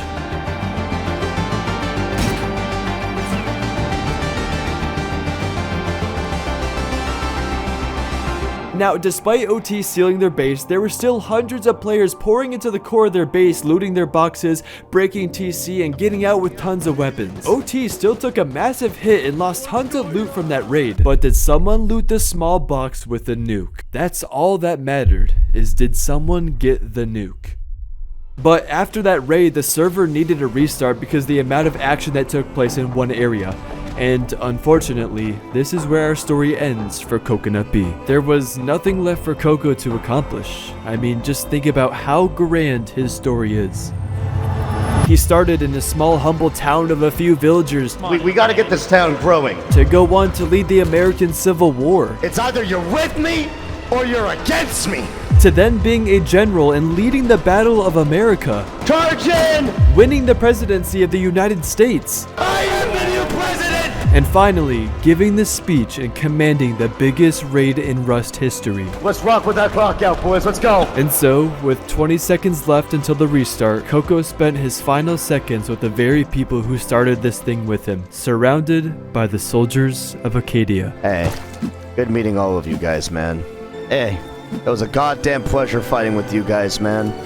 It was a goddamn pleasure, everybody. Bye, everybody. I'm hopping off the server. It's been an honor. It's been a goddamn honor, guys. Thank you so much for helping me out and playing on my team and building Acadia. Thank you. It's been a wild last 3 days, everybody. I love you. Goodbye.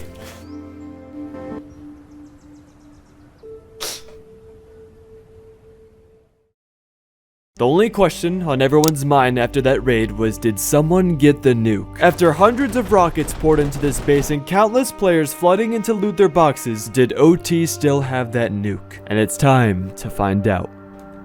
Yo, Dinling. Yo. Can I see it? Do you have it secured? Come with me.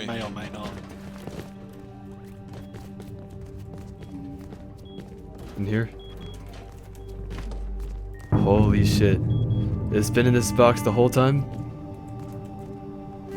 Yep, it never moved. Yep. That is truly impressive. The whole world in my hands right now, Fancy. The whole world in my hands. And, Fancy, just know before we do this, we don't live by anybody's rules. We call the shots, we make the wars. And so, it was confirmed. OT still had possession of the nuke. The final UN meeting was called, and this would determine which country would be nuked. Which country would be completely wiped off the server from the first ever nuke in Rust. Take a seat, please, guys. Welcome to the emergency meeting. Well said, well said. This meeting was requested by OT. OT, would you like to take the floor and let everyone know why you called this meeting? Hello. Welcome, everybody. Welcome. So, as you all know, we possess the one thing that everybody wants right now, the nuke. Despite what's been said in chat, people talking, saying they got the nuke. The nuke is ours and the nuke is secure. It's in our base. Let's go around the world, leaders. Let's hear your case. What do you guys have to offer, Oil Team? Dinling. Rome will start. So, I have a proposition for you guys. What's the place that causes all the issues? What brings us all the drama? What gets us talking to each other, causing conflicts, and not resolving anything? It's this place right here. Use the nuke. Nuke the UN. Take it out. No more UN meetings. No more conflicts. We will not conflict with each other. We will not be violent against each other anymore. Alright, where's Brazil? Step up, Brazil. Is here. And then OT called down Brazil to give their thoughts on who should be nuked. And what completely shocked me, and something I've never seen in Rust before, is Juni, the president of Brazil, brought his own translator to the meeting. Então, desde o primeiro dia, o Brasil foi menosprezado nessa nação. Feitora disso. Since the first day we tried to speak here in the meetings, and the UN has neglected like all our rights to speak here. And besides that, our vice president got killed in the first day. Novamente, mas eles não quiseram. E nós tentamos raidar eles e nós falhamos. Juni was doing it. Brazil was finally exposing the UN in front of all the leaders. Porém, agora estamos preparados. So we tried to talk again. We tried to contact the UN to resolve all the issues. They didn't want to. Então eu gostaria de perguntar pra vocês, vocês confiam nas Nações Unidas? Essa nação que não protege o nosso povo? So I need to ask you, do you really trust the UN? Do you really trust their means to do all the things? No. And one by one, OT members were F1 killing to respawn back at their base. The decision was already made. The UN was going to be nuked. In the case of nuclear or radiological fallout, people living around potential targets such as military bases and chemical plants may be advised to evacuate. OT switched their armor to blue because that's when they realized they were the ones bringing peace to the server. They switched from their iconic red barrel chestplate to a blue one because the UN didn't deserve to represent blue anymore. OT traveled all the way through Africa, across the Atlantic Ocean, and met with Brazil and South America. They were gonna do this together. You're not gonna need that much ammo. Listen, all that matters is we get it off. It doesn't matter if we die afterwards. If we get it off, it's done. We don't care about the loot, we don't care about anything, we just care about the statement, right? Yeah. Guys, let's go. We need everybody. Let's go. Let's west. Let's go west, guys. Go west. Go west. Brazil was already at the UN's walls waiting for OT to bring the nuke, and together they would fight through to get to the UN's main base. Okay, this is it, guys. This is what all the work has been. The raid, Everything led to this. the hostage rescue, everything. Open it up. Listen. Cut right and hug the walls. Cut right and hug the walls. Listen, here's what we have to do. Everybody get out of the bottom. Get out of the bottom. We're gonna open this door and then we're gonna rocket the external that's in there so we can wall maybe. Boys, this is the push. We gotta go. Can you wall, Hudster? We gotta go. Let's go. We gotta go. Stop pushing the base. Stop pushing the base. I'm about to throw. I'm about to throw it. OT Dinling, the war general, had the nuke in his hands. He was gonna be the one that throws this. And it was at this point, I finally understand what you meant, Dinling. It all makes sense now, and you try to tell me from the start. It's the very first thing you told me when I met you at the tugboat. War never changes, Fancy. War never changes. We don't live by anybody's rules. We call the shots, we make the wars. Fuck peace!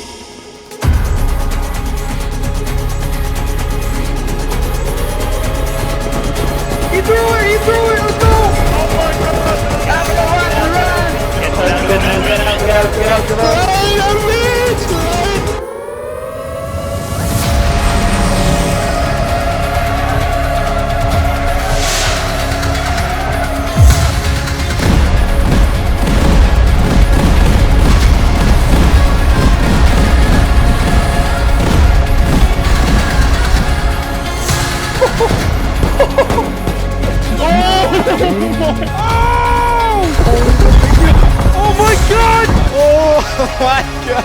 Wow, look at it! UN is gone! The nuke! Look at it, bro! It's climbing up!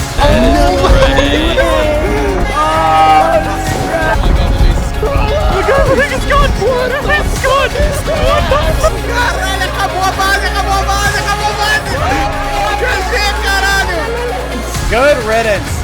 Oh my god. Oh my god! Look, can you see it now? Jesus. No way. Let's go, boys. Let's go. Push. I'm building the new UN. Aê, porra. Brazil finally ended the war against the UN. It was over. There was no more corruption. Brazil had won. Brazil number one. Let's go. OT had done the world a favor that day by nuking the UN, which brings me to my next point. Was OT actually the villains of the server? Yes, they raided and attacked numerous countries, but what about the good things that they did? They helped restore peace in Europe by raiding Russia. They were the only group to comfort Brazil when they felt left out of the event. And as we just witnessed, OT listened to the world and nuked the UN, ending their corruption to the server. I don't know, but let me know your thoughts in the comments. After that nuke, it seemed everything went back to a peaceful state. Everyone forgave OT after that and weren't even mad that they lost the raid because history was made on Rust on this day. There were no more wars or politics now that the UN was gone. It finally seemed that peace was restored back on the server. So with that being said, I think it's a great moment to see how all of our character stories end. The leader of the Russian hashtag clan who was bullying the peaceful farmers of Europe actually changed his ways and ended up joining the farmers. We came to a conclusion. Now Spinky is one of us. He became a farmer. Done a lot of thinking and I decided that it was time to come over here and make amends. Conrad, look out here, bro. You did it. You set out exactly what you said and you established an entire fun roleplay community here, man. The King of Africa Diamond Kid retired from his leadership after losing the Battle of Africa and built pyramids for him and his remaining warriors to be exiled. Finally, we did it, Fancy. Welcome to the first floor. Final meeting room floor. This is Supreme Leader of North Korea Porgy was the only remaining leader from his country, but also retired to build Atlantis around the underwater labs. How long have you been working on this? I don't want to know, Fancy. I don't want to know. I'm gonna grab all my civilians and we're all gonna hide in underwater labs. Moidala, the director of the UN, was emotionally scarred after watching everything she built be completely destroyed after the nuke. But she and her team still had hope moving forward. Honestly, Fancy, I think this is unforgivable. I think the good guys can always find a reason to keep going, and that's what we're gonna keep doing. Willjum, who we saw a few times in this video, actually ended up not being Willjum. Instead, it was YouTuber Mimeo. Willjum was never on this team. He's never even been on this server. This entire time, he was using a voice changer and was infiltrating the Roman Empire. Antarctica would go on to make igloo hotels for anyone wanting to take a vacation to their continent. Now that the world knew Antarctica was still playing and not eliminated by OT on day one, they would see a lot more tourists. Brazil and OT celebrated their success in South America, not only defeating the UN and winning the Brazilian War, but defending a raid against the entire world. If these two teams hadn't merged together, none of this would be possible. And finally, we end the video with the same person who started it. President Brawlo. Brawlo would go on to raid Mexico one final time in hopes to eliminate them, but ultimately failed. The America versus Mexico war ended in a stalemate. All of the wars, deaths, politics, the fighting, it was all for nothing. It's a little life lesson because no one came up on top, but both teams lost so much out of this war. Thank you for watching the biggest video on my channel ever. If you did make it to this point, I think it's worthy asking you to subscribe if you haven't, because this took me 3 months to edit. There's so many stories and lore that happened on the server that I unfortunately wasn't able to show in this video, so I want to ask the players. If you were a player in the event, comment a story down below. What's a memory from this event or a story that you could share with someone in the comments below? This was also a charity event where we raised $43,000 for St. Jude's. The Tiltify link is still active and in the description if you'd like to donate. Well guys, thank you for listening to my voice for like the last 2 hours. Holy shit, this is like my final voiceover. So with that being said, that's it for Global Warfare. That is, until next time.